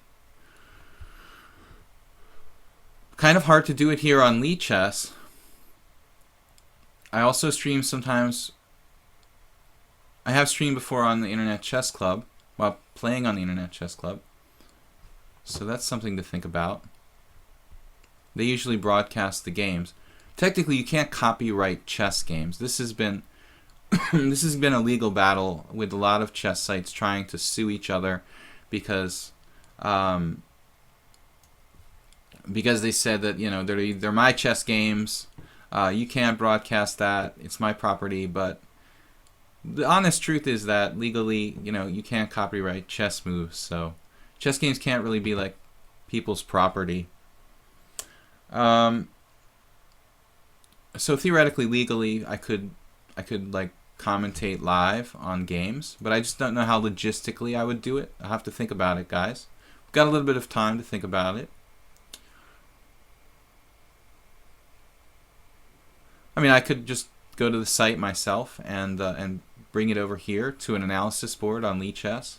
That's probably the simplest thing to do. So knight takes e4. Somebody I think just left. Okay, McCartney asks, have a good one? Okay, it must be late for you. He's from the United States. So what am I going to do here? I guess I'm going to play f5 and try to hold the white squares. This is a little risky for black. Every time I do bishop f5 and take back with a g-pawn, I'm reminded of my video Portish versus Beliavsky, where later on Beliavsky gets kind of punished after playing like his bishop to f5 and letting it go to a knight. The white squares are always a little bit questionable for black in this kind of position.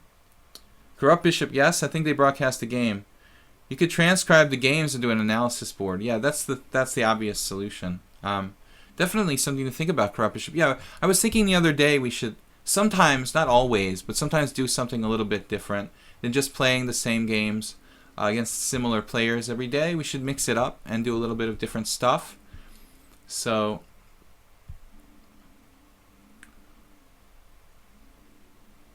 I haven't done commentary like in a long time, though I used to. I don't know if you guys are aware of this, but there was a time when I worked for the Internet Chess Club, and I used to do live commentary there going back 7 or 8 years ago, before I started playing poker full time. So I enjoyed doing live commentary. We also had I also had a non-ICC affiliated commentary through chesslecture.com, I think it was, where we were, I don't remember if it was for Chess Lecture, somewhere I was doing live commentary aside from ICC. I remember Dr. Hubner once started a legal dispute in Germany by not turning in his score sheet. Yeah, there have been a lot of arguments over the years about intellectual property, about chess games, and I'm not a lawyer, but I'm pretty sure it's established that you can't, just legally you don't really have a case with chess moves. I know that somebody was saying like Hikaru was angry, somebody made videos about his games while he was playing live, and then they would like post them on YouTube, and he was pissed off. He said, that somebody doesn't have the right to follow me on the internet and then post my games with commentary. But I understand his frustration that people are kind of using his fame or whatever, but still, everybody got their knowledge in chess from somewhere. I mean, Hikaru is a great player, but his chess knowledge he got from other players too. So you have to realize that the chess knowledge, it's kind of like out there for everyone to use, and so no one invented, no one in this world invented chess. So it is kind of tricky to claim that, your knowledge of chess is your property or whatever.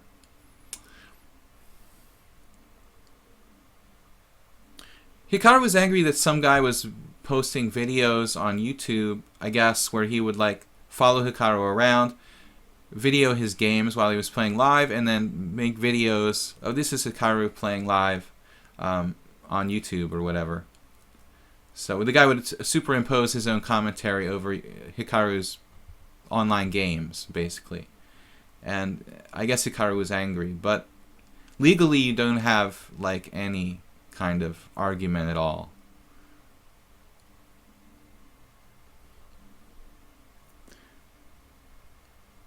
Yeah, mixing it up with the stream, right? It gets a little boring sometimes, so we ought to try to do other stuff. That's why I started the Simul on Sundays too.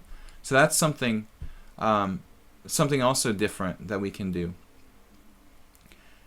I'm really torn about my dark square bishop. I'm tempted to play bishop f8 here, guys. But I think I should probably not do it. Probably not do it.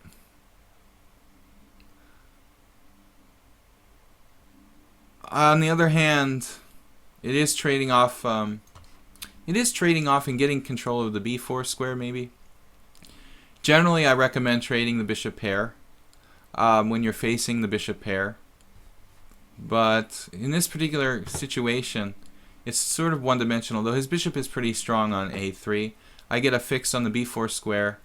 I'm not sure. One thing I'm a little worried about is if he got in b4, he could break like b5 and get in on b7. So if I am able to keep control of b4, it's going to be hard for him to eventually like target my b7 pawn. So anyway, guys, we talked about different stuff today. Aeroflot last round, check it out if you can on some chess site, whatever that may be. I don't know what's going to happen. Kamsky and Gelfand, I said they're top seeds, but they have such stable styles. But on the other hand, they mix it up too. Gelfand especially always plays the Najdorf with black, and Grunfeld too. So he's pretty dynamic openings for what is basically a solid player. And yesterday against Bartel, guys, wow, both players were lucky. It looked like Bartel was winning out of the opening, and he missed some pretty strong continuation where he could have basically really jeopardized Gelfand's king position long term. And he didn't do it. he had played f6 with white on a bishop on e7 and a Sicilian. And he's starting to smash up Gelfand's king side.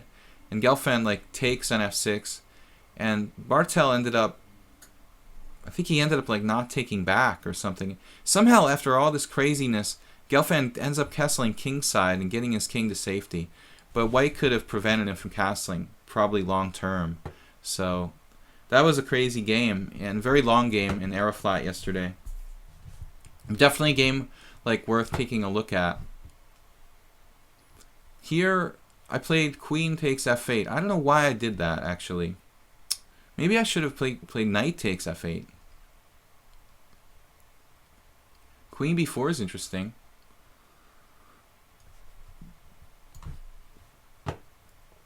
But having played this now, I don't know. I don't know about queen b4. I'm having second thoughts. But white is better. White is a little better here.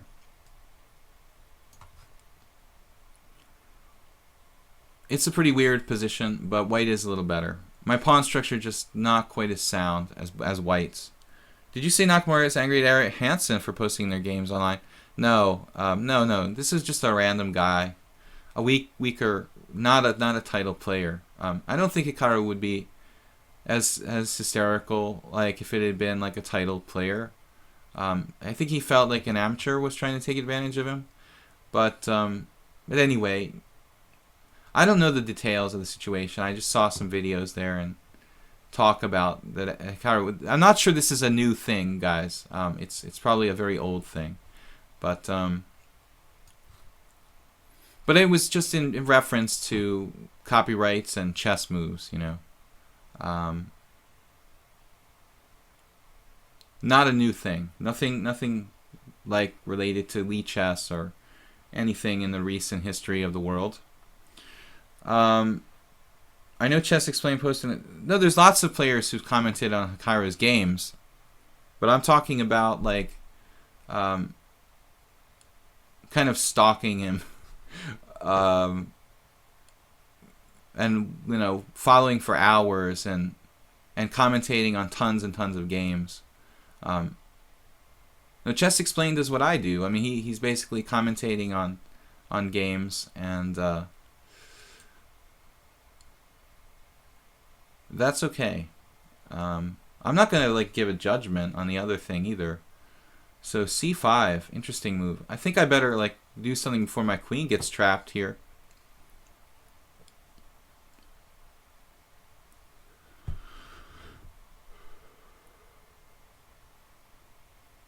White is better. White is a lot better here. So, no, I don't mean like annotating one individual game. I mean like following somebody for hours on the chess site while they're playing live and commentating on hours of play, you know. I don't think that there's anything wrong with it, you know, but you know, some people might argue that somehow it's like exploiting the fame of the other person.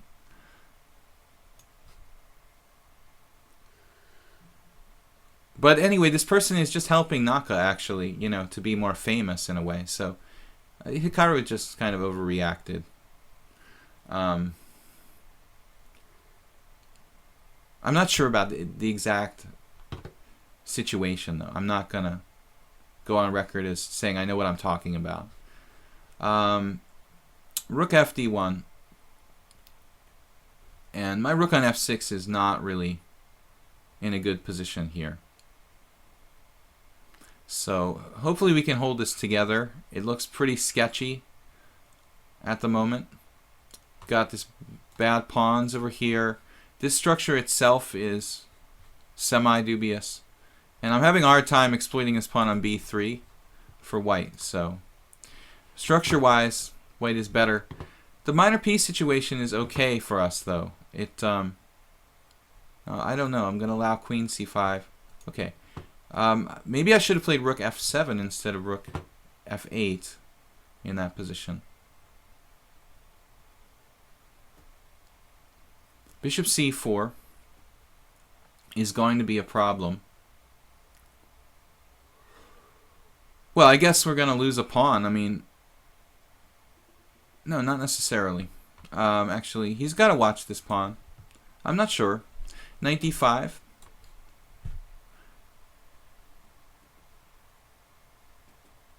Hikaru wasn't really the nicest child in the world when he was younger.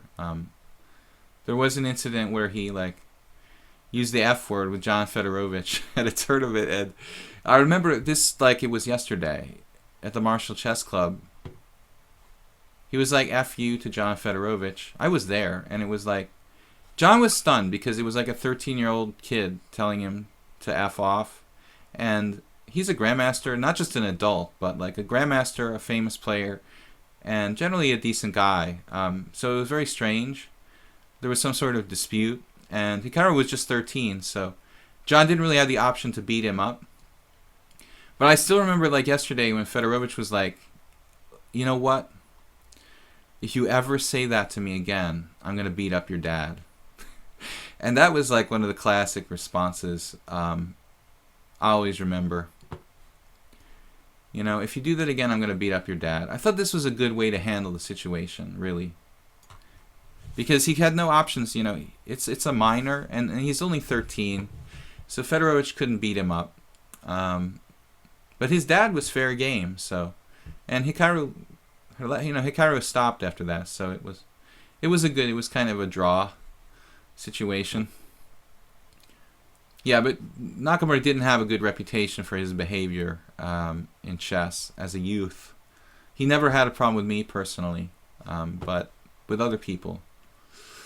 But he's pretty much chilled out, according to most everyone, so he's much better liked now than he was in his younger days.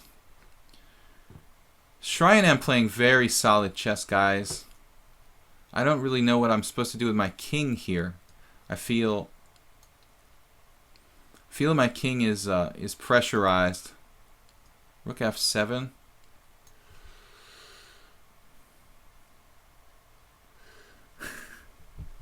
I'm gonna beat up your dad. Yeah, you got to do something. You can't just let the 13-year-old kid push you around. I mean, I think it was a good compromise. So, but he meant it, you know. I know John, and it's not like a joke, you know. He was serious. It wasn't just talk. John almost killed me over a beer once. So, you guys have some perspective of how angry Fedorovich can get. He literally wanted to beat me up because I took a beer. So. And I was scared. I was really scared. I'm not scared of most people, but he was really scaring me. We were staying together, and we were sharing like a 6-pack of beer, and I took one beer more than what I'm supposed to take, you know, and it got pretty ugly. So, yeah, you don't mess with John's beer. I learned my lesson very quickly. Now I know, you know. King h8, guys. Can I hold this together? I don't like this pawn on c6, guys. I thought about f4, but I don't think I can sack a rook there.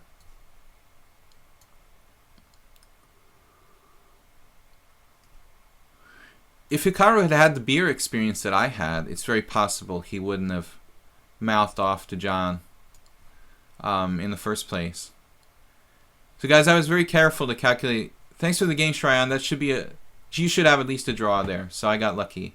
But I was careful to calculate that d5 was protected at the end. Fedorovich needs to chill. Yeah, there's just a few things. I mean, mostly he's okay, but when it regards like beer, it gets a little out of hand. His beer is very sacred, especially if it's like American Budweiser, which in my opinion is like the worst beer in the world, but he's very defensive about his Budweiser. So, yep. That was the last time we roomed together, but we're still friendly. I think that was the last time. Alright guys, we still got players to play. Thanks for the game. And DST, Filthy Bishop, Rose Junkie. Rose Junkie, I think was first, guys. I'm not sure. Don't hold me to it. we've got time at least for these games. Yeah, but the real Budweiser, the Czech Budweiser, is good. I live in Hungary. Hungarian beer is not bad, but obviously, German beer and Czech beer are like the highest regarded beer. I mean, Czech is pretty close to Bavaria, so there's a lot of history there for beer making. What am I doing? I'm going to play the Slav? No. I don't normally play this line, though. Not really sure what I have in mind here. Maybe we transpose to a hedgehog. That I have done. Do you ever use Lichess microanalytics? If so, what would you suggest for us to look at? I haven't really explored it that much, Mr. Fish. But I think that it's interesting.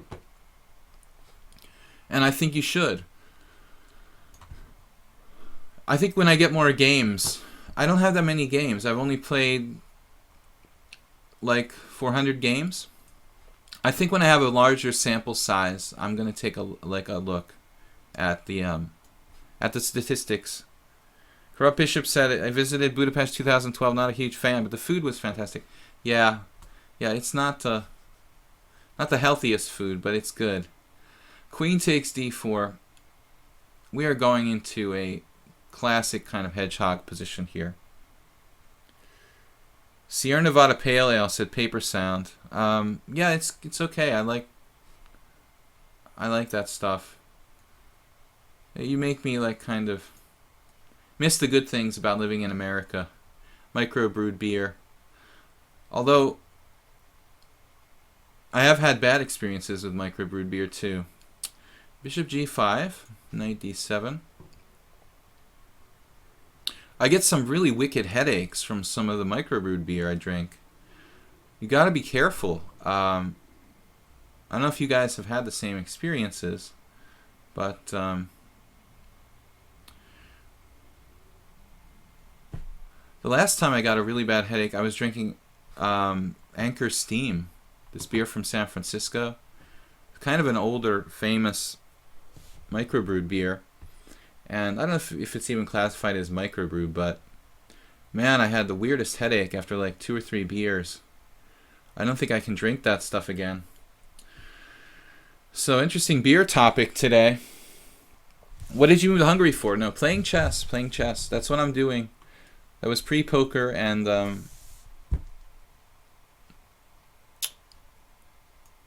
Hungary has a rich tradition in chess. I learned something interesting yesterday, guys, from chess history. You guys know like the Lowenthal variation of Sicilian? One of the strongest players alive during Morphy's era was Johann Lowenthal. And I did not know this, that Lowenthal was from Budapest. He was from Hungary. And, of course, he was a Jew. He probably spoke like Hungarian, maybe Yiddish and German, but his name was Johann, published as Johann everywhere. So I never even had the like faintest idea that Lowenthal was actually Hungarian, because his name was actually like János, and in all books he's published as like Johann Lowenthal. So Lowenthal is a Hungarian master. I didn't know that until yesterday. It's good what you can learn at the age of 40-something. About chess. When you thought you knew it all, you learned something new every day. So Lowenthal was one of Morphy's more difficult opponents. He actually won some of the games he played against Morphy. The best chess country in Europe for chess professionals? I don't know, man. I don't know. Probably not Hungary. The chess scene here is suffering a little bit. No, I don't know. It depends.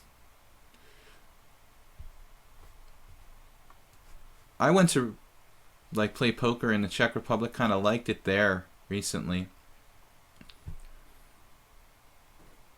But Hungary's okay. It's okay. But it seems like the price of the cost of living is almost as much in many senses as in the West. Like the cost of buying food is almost the same as in America. The only thing that's like less expensive are kind of important things like rent, and the rent in the United States is like, housing costs are just out of this world. So it's much cheaper to live in Europe. But the main thing is, if you want to be a professional chess player, guys, Europe is kind of the best place to be, because you can travel throughout Europe relatively inexpensively. Living in America, like trying to play in chess tournaments, going from the East Coast to, say, Las Vegas or LA to play in a tournament is very like costly. So traveling as an American chess player inside the United States is really unpleasant. So being in Europe, being able to travel from one country to another is especially useful for a chess player. Chess Pro says India is a rich chess country. Yeah, Australia is the biggest problem, right? You're stuck there, and you have to pay $1 million to fly to a mainland chess tournament. Yeah, I guess that's a huge problem. It's worse than America. I mean, I did play in Australia once. I made an IM norm there at the Australian Masters in Melbourne in 2000. Not 2000. Jeez, it was 1997 or 1996, I think. I finished second in that tournament, I believe. I think Steven Solomon won the tournament. I finished second. Australian Masters 1996, if I recall correctly. I don't know about rook d8. I'm thinking maybe I put my rook on the wrong square here, guys. This really like normally goes on e8. I was not really concentrating. Corrupt Bishop said he's playing in the Dobrel Cup. I've heard of that. Fly across the whole country basically to get to the right state. So now we're glad we put our rook on d8, I guess. Black really solid here. Rose Junkie is a solid player. Guys, we've got about 20 minutes left for the stream. I'm going to try to get to DST and Filthy Bishop. And Shah, I don't know if we're going to have time for one more game today. I've got a video to make, and might have to limit you to one game today.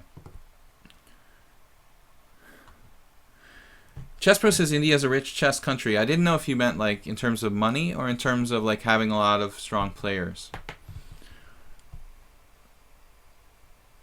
I'd like to visit India recently. A friend of mine, Grandmaster Sebe Attila, played down there in a tournament. I think he finished second in a strong tournament in India. So he's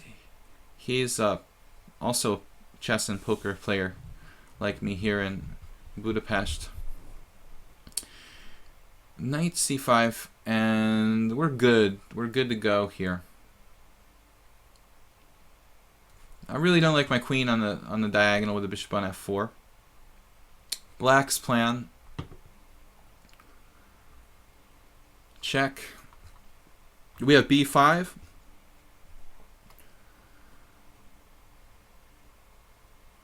Chipping away at white's control of the center.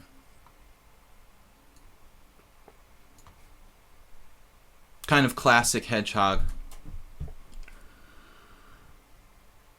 Not a lot of time to look for complicated lines here. So good luck in that Dobrel Cup.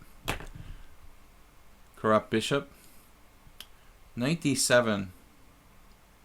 And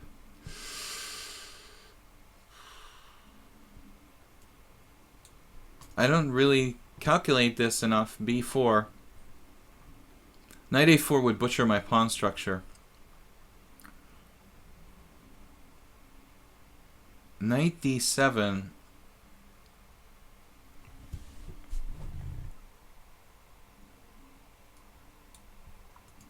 Well, I guess worst comes to worst, we can think of something to do. We could play knight b6 there.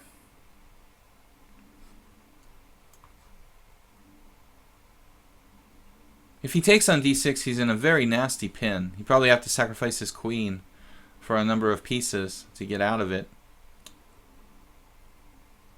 Okay, so e4, he wants to get more control of the center. We have this square, potentially. We've got to watch this. The b5 pawn doesn't become a weakness. Want to play knight b5, but I'm not sure if it's working. Knight b5, sorry, b6. Again, a Freudian slip. A lot of psychology in chess. Knight b5, knight b6. I mean, knight b6, knight b5, knight c4.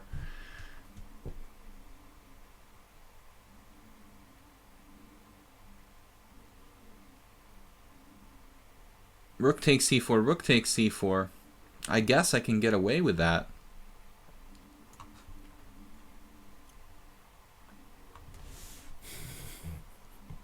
If you, yeah, you're a professional in anything you want to be. So guys, going to try to make a new video today. I think we covered all the chess tournament topics and all kinds of bantering today. Thanks for the conversation. Check out the last round of Aeroflat, guys. Sorry, the Women's World Championship, not so interesting. Nothing to talk about there. Lots of flowers and happy people and banquets and stuff like that, I'm sure. Aeroflat, I don't know, any favorites? Can Kamsky pull it out? Nair, who's going to stop Nair? I don't think Nair's lost a game. He's pretty tough. Knight c4, this is looking good. Making progress here positionally. Now d5,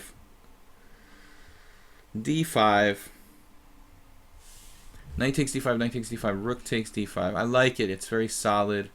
I hit b4. If he goes to a French structure, it looks like our d5 is real solid. So I thought he would do this.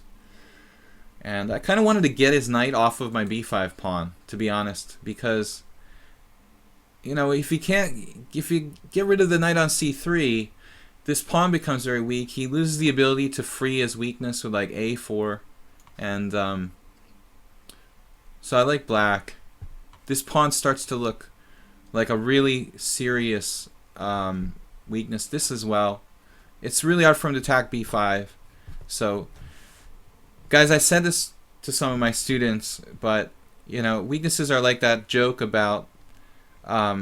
You know, does it make a sound if the tree falls in the forest? So is a weakness a weakness? You know, if you can't attack it, it's like the tree, you know, falling in the forest. Is it really making a sound? Is it really a weakness if you can't attack it? Is b5 really a weakness? Because I've got it double protected and nothing can attack it. And whereas the same weaknesses on like a2 and b4, a2 is very easy to attack, b4 very easy to attack. So I think there's a world of difference in among these weaknesses. And rook b1 though, defending and maybe giving him like knight c5 at some point. What about my back rank, guys? Am I gonna have problems with my back rank? Queen a7. I hate to play queen a7. I've got some f3 pressure. I could play h6.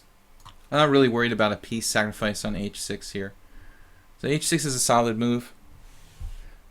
Chess Pro asked me about the candidates. We had a long discussion about the candidates, guys. And wow, knight e5. Long conclusion was that Anand is getting shortchanged by the bookmakers, in my opinion. That Vichy still has a chance. He shouldn't be underestimated. Caruana is the favorite, and a slight favorite over the rest of the field. I would say like a 1 or 2 percentage point favorite. And the rest of them, I would lump them to kind of together. You know, like I think the chances of Aronian, Giri, these kind of guys, Nakamura, all around the same. And like right below them, like Anand and Topalov, and then the other guys at the bottom, basically. Svidler and Karyakin are not going to win this tournament, guys. So, knight e5. I mean, Karyakin has a tiny bit better chance than Svidler, I would imagine. He occasionally has a really good tournament, but I just don't think it's too likely to happen. Knight e5, fantastic move. What can I sacrifice everything here? Like rook takes e5, pawn takes, knight takes, rook check, and queen takes f3. What about that? Rook takes e5. I sack the house. Can I sack the house? Take, take, take, take, check, take, take. I knew there was a reason why I wanted to keep my queen on b7, guys, to bear down on f3. Now maybe it pays off here.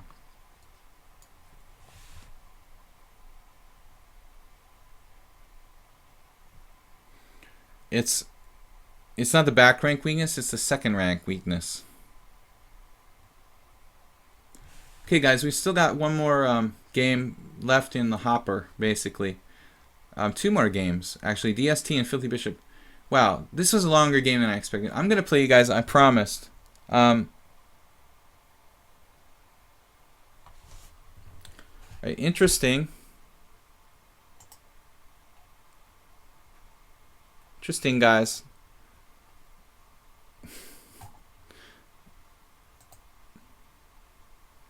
Alright, anyway.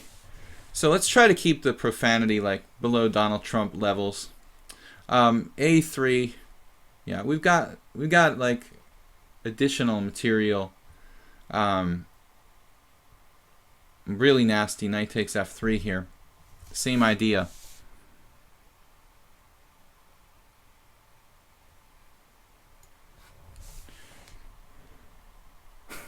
Panic 677. Hello. Hey Bill, are you still close with Jesse Cry? I am.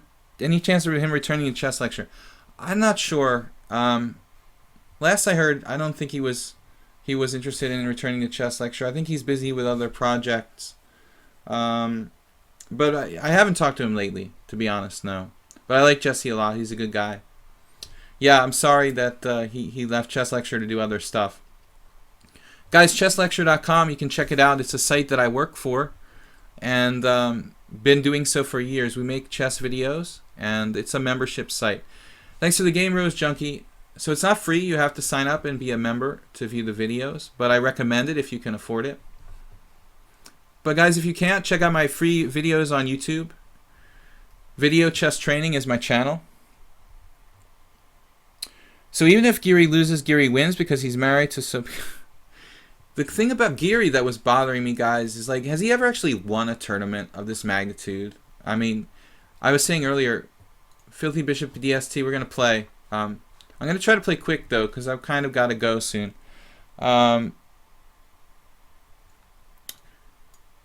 Geary, has he ever won a tournament even close to this magnitude? He's like professional at gaining rating points. I don't think he ever has a bad tournament. But it's, you know, it's another thing to actually win and outright a tournament of this magnitude, you know. So I'm asking that question. Does Geary have what it takes, you know, nerve-wise or experience-wise to take it down, a huge event, like one of the strongest tournaments in history? I'm thinking that's going to hold him back, guys. I predict that Geary gains rating points, you know, but I don't think he's going to win the tournament. I don't know who's going to win. I think Caruana is a favorite. I put Geary in the top 4. I think Anand is getting shortchanged by a lot of people. I don't want him to win. I want him not to win. But I know the reality is there that he could win. And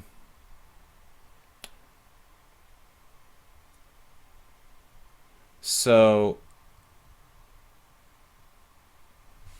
Hedgehog, sorry about that. Rose Junkie, you only need to play more, need to practice, man. The Hedgehog is a very, very difficult opening. I get busted all the time with white. It's very easy to overextend yourself. So it's a long, like the learning curve is pretty tough on the white side of the Hedgehog. It's like playing the Marazzi or something. Very hard to win the space. And okay, what's this now? Knight d7 and b6. Something funny about that. Filthy Bishop. Corrupt Bishop. What is up with this move order?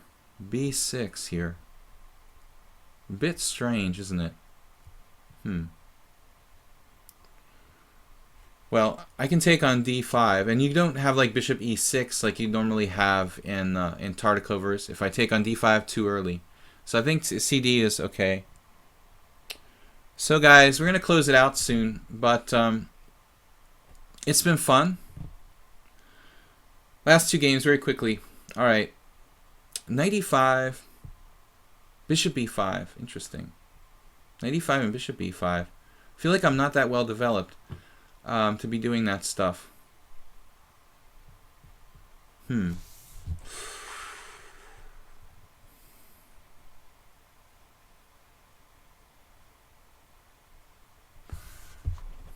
Knight e5, knight takes e5 is no good. But then how do I follow that up? Alright, we'll play like a stonewall attack type of thing. Anand could beat Carlsen. I don't think so, man. I think Anand will win, but I want Aronian to win. I like Aronian too, man, but he's been a disappointment to me. I want him to win last year. Aronian's in the top contenders. Anand is like a spoiler result.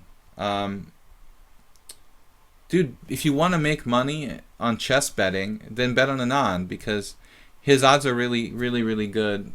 You get a lot of money if you win. So it's a long shot, but I think it's a really good long shot. I should really play f4 there. So anyway, knight on d7, not really the best against this formation where I play f4. I should probably play f4 pretty quickly here. Sheppy thinks Svidler has a chance to pull the upset, man. If you bet on Svidler and win, man, if you bet on Svidler and win, I'll buy you a steak dinner. I swear. I just don't think it's possible, but I'm on record as saying that. So I'm a gambling man. I don't mind, you know. I don't mind gambling a little bit. I don't think Svidler has a chance, man. He's too nice a guy, you know. He doesn't have the killer instinct, as they say.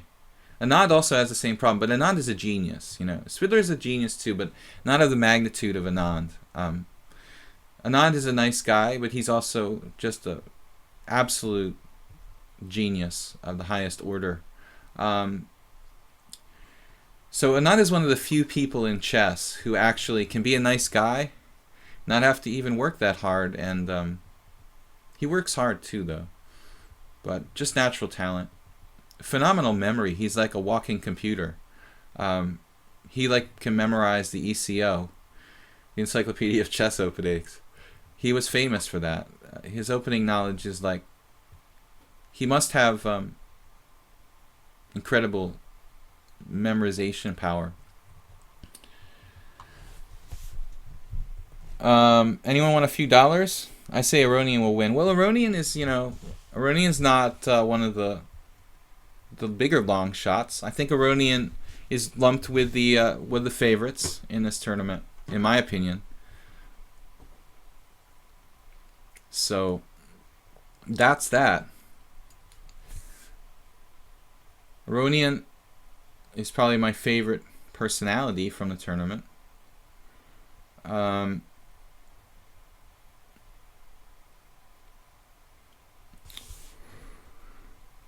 Okay, guys.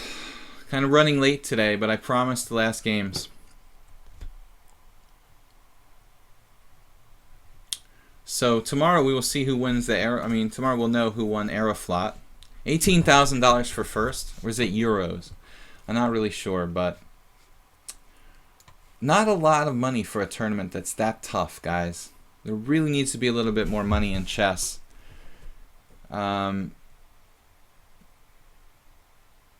It's like 2016, and it seems like the Aeroflot should be a larger first place prize than $18,000. But I guess the field is smaller than it has been in past years. So we got a very strong, like, improved sort of stonewall attack here for white.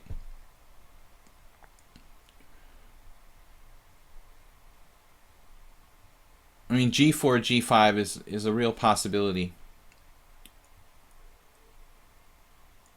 We could play king h1, but I'm not sure if I want to put my king on the same diagonal with the bishop on b7, objectively. The purpose of playing king h1 would, I guess, be to play g4, rook g1, and g5.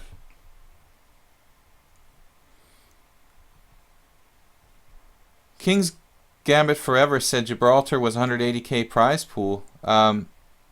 Yeah, that's possible. In Gibraltar, like a much weaker tournament than Aeroflot. It's not that there weren't strong players. It's just that the field is like filled with a lot of amateurs. So there's a lot of players who get really weak pairings in Gibraltar. It's an open tournament, like much more open tournament.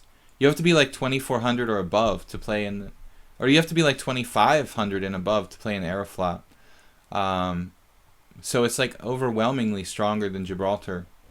The average rating is much, much stronger.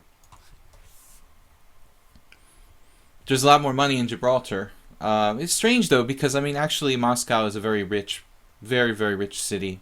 So somebody's not really generating enough money there. The Russians are pretty rich. They could come up with a bigger prize fund, I think. That's sort of strange. There should be more money there. Actually, one of the most expensive cities in the world, come to think of it. Moscow.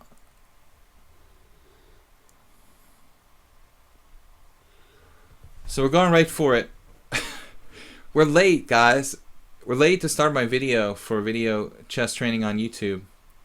Get it produced. So I'm going to just... I don't think we lost a game today. Did we? Did we lose a game?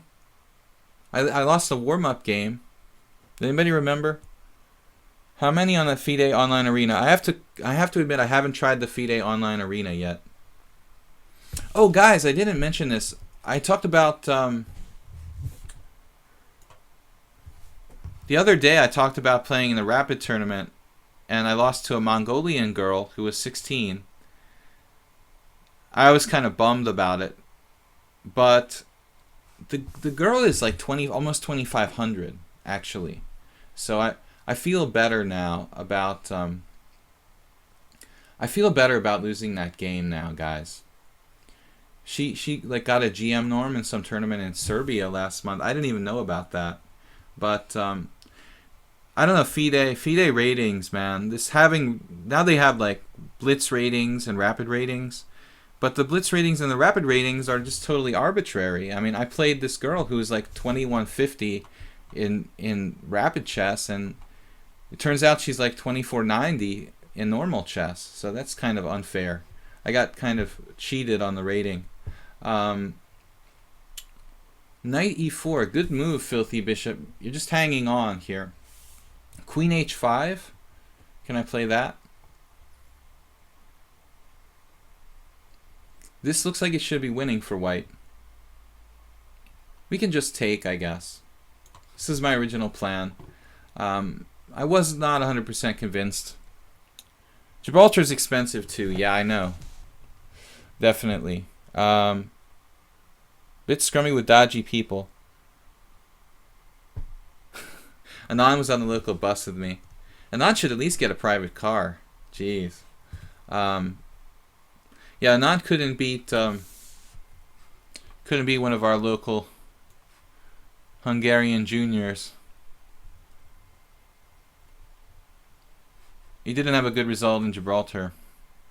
But I'm not holding that against his chances in the candidates tournament. I'm waiting for him to ruin another world championship match. Definitely didn't write him off. G takes h5. Wow. Almost has some sort of mating attack here with knight takes f7. No. Queen d5 is interesting. Now I can't lose a piece, though.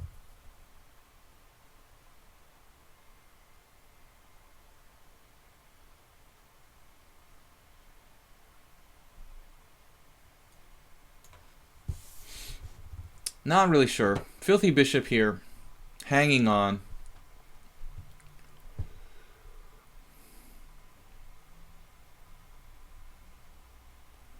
Where I live, this is Bobby Richards, hardly see any women in the open section. Desperate chess players. The world will never be without them. Well, I mean, I think the world throughout, man, there's not as many women interested in chess. That is for sure. So here, rook takes f7 almost works. But you've got bishop takes e5. Ooh, I have some ideas. Rook takes f7.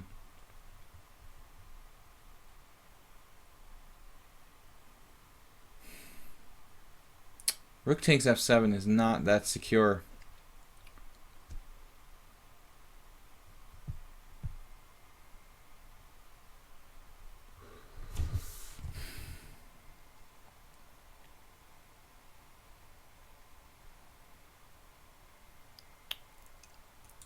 G6.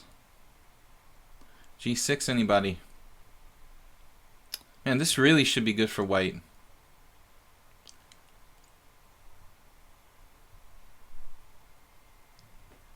Rook takes f7. Queen d5. Queen d5, knight b6. Doesn't look that clear to me. Actually, there I have queen takes f7. Still not that clear. How about g6, guys? Rook takes f7. I want to make it work. Rook takes f7. Bishop takes e5. Queen d5.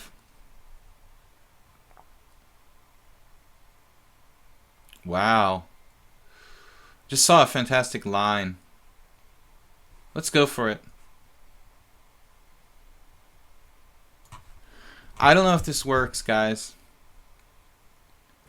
I'm holding my breath, but I did see a fantastic line here.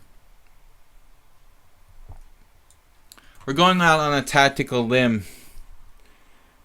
I didn't see this, Noah Box. Don't look at any kind of engine or anything. I did it. I didn't look at the stream before I played it. Noah Box, don't do that. Don't say the move. I did it. Rook f7. So this is the line that I looked at. And we'll see if it works. I'm not looking at the stream on the other computer. We'll see if this works, guys. I'm not sure.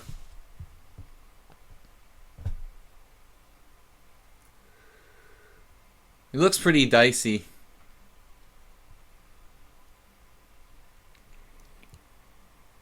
Oh, bishop takes e5, queen g6. No, queen g6 had a problem. There's knight f8 there. I don't... I thought there was a problem like knight f8. I'm not convinced about queen g6. No, this was my idea. I have a fantastic line here. He might have knight b6. That's the only thing I'm worried about. Knight b6.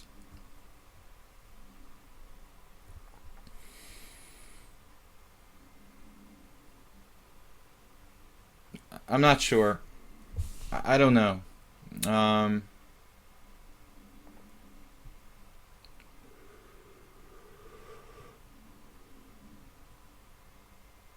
Bishop takes h2 check. King h1.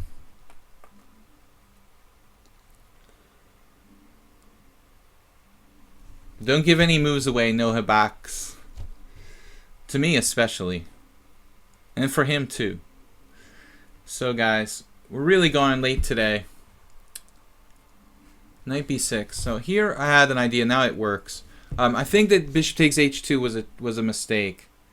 Maybe not though.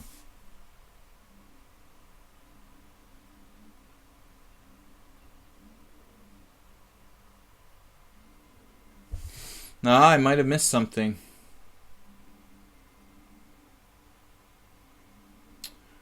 Well,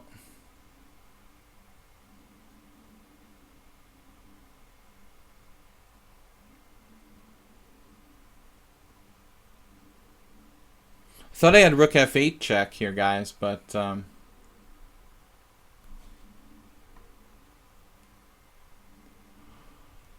don't think I have it. I'm going to try it anyway.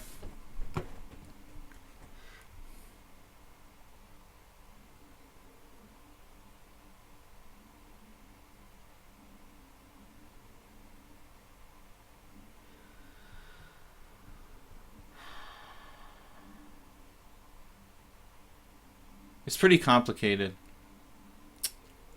Yeah, we might have something. This is pretty complicated. I don't know. King e7. No, that's the point. Well, I've got a couple, mate. No, you had to play bishop f4. Bishop f4, and then queen c5 check. And I don't know. No, I mean bishop f4, rook takes f4 check, queen takes f4, queen c5 check, and I win a whole bunch of things. Not really sure what's going on. So, good game. Bishop f4 only move. So Brosa won't have time to play you today. We're already behind schedule. Interesting game. So, well, no, I'm not supposed to be playing Dr. Ozan. What happened? Sorry, Dr. Ozan. This is not what I meant to play. We went to play DST. I accepted the wrong challenge there, guys. I've got to go in a few minutes. So DST has been waiting patiently. I promised I would play.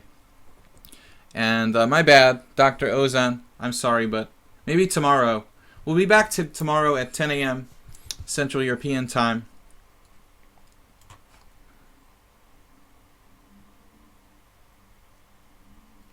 Yeah, rook f8 check. But the real question is if he doesn't do bishop takes h2 check, if he does, you know, the same thing without bishop takes h2 check, that was where I wasn't sure what was going on. If I had this trick or not. So lately I haven't been playing the classical Sicilian as much. Get a lot of people who play bishop e3, but you guys have to realize that this is not like a normal English attack. It's not the Najdorf. You can't just do bishop e3 whenever you want. This is a Karo-Kleij variation. White has to play very sharply to justify bishop e3 here. Place the video window a little bit lower. You want to see something underneath there.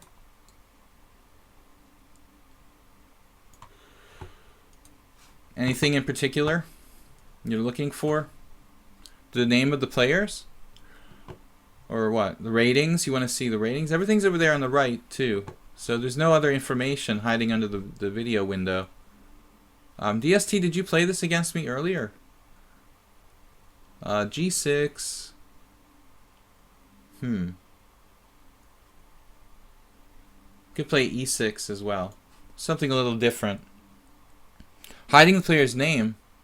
It shouldn't have been. But anyway, you guys can see the players' names on the right as well.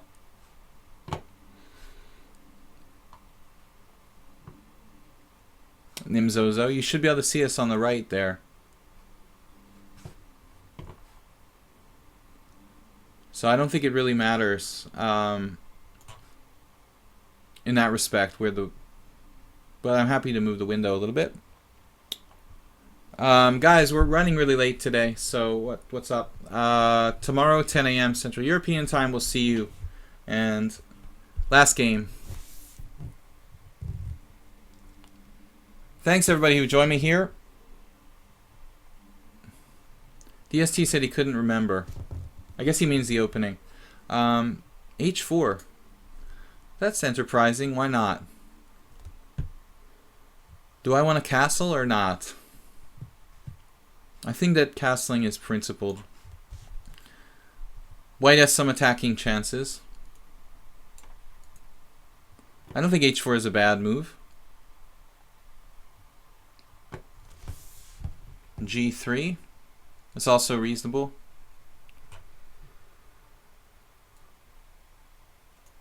Kind of hard to play the Sicilian without A6 at some point.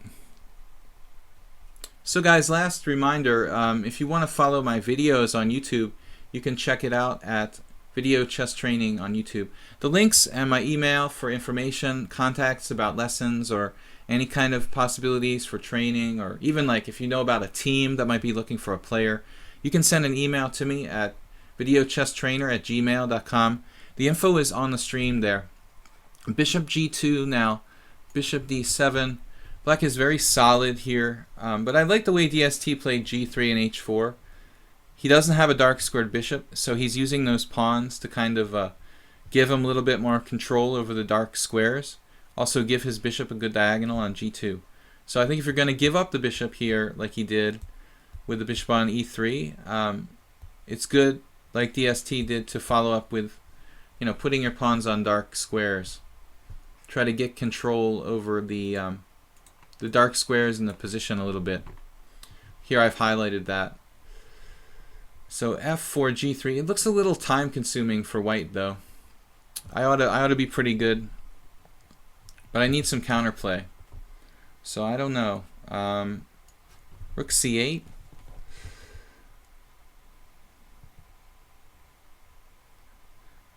This is sometimes an awkward situation where my bishop and my rook kind of are competing over the same square.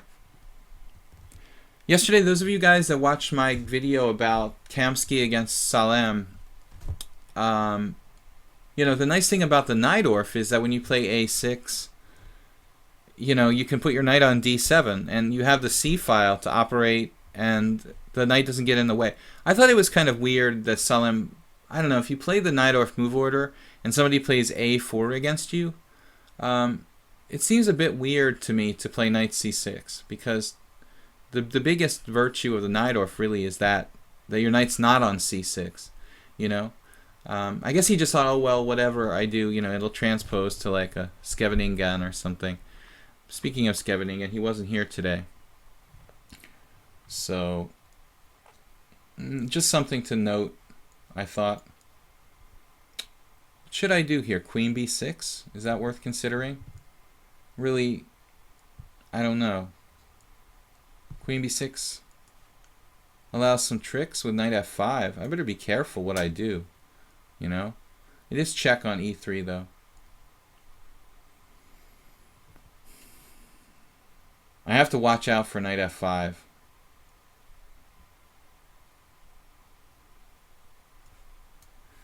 But as long as e3 is hanging with check, I think it's a reasonable move.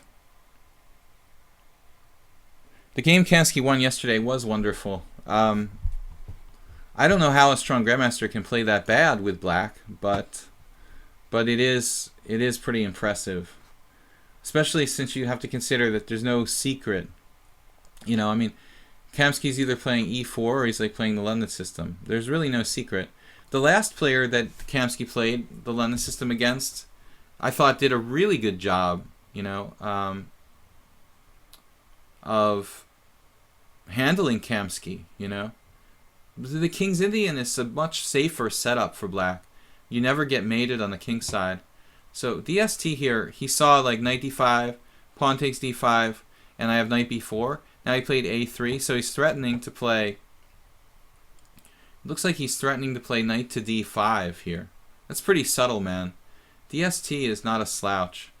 So I'm going to have to be very careful how I play this in this position.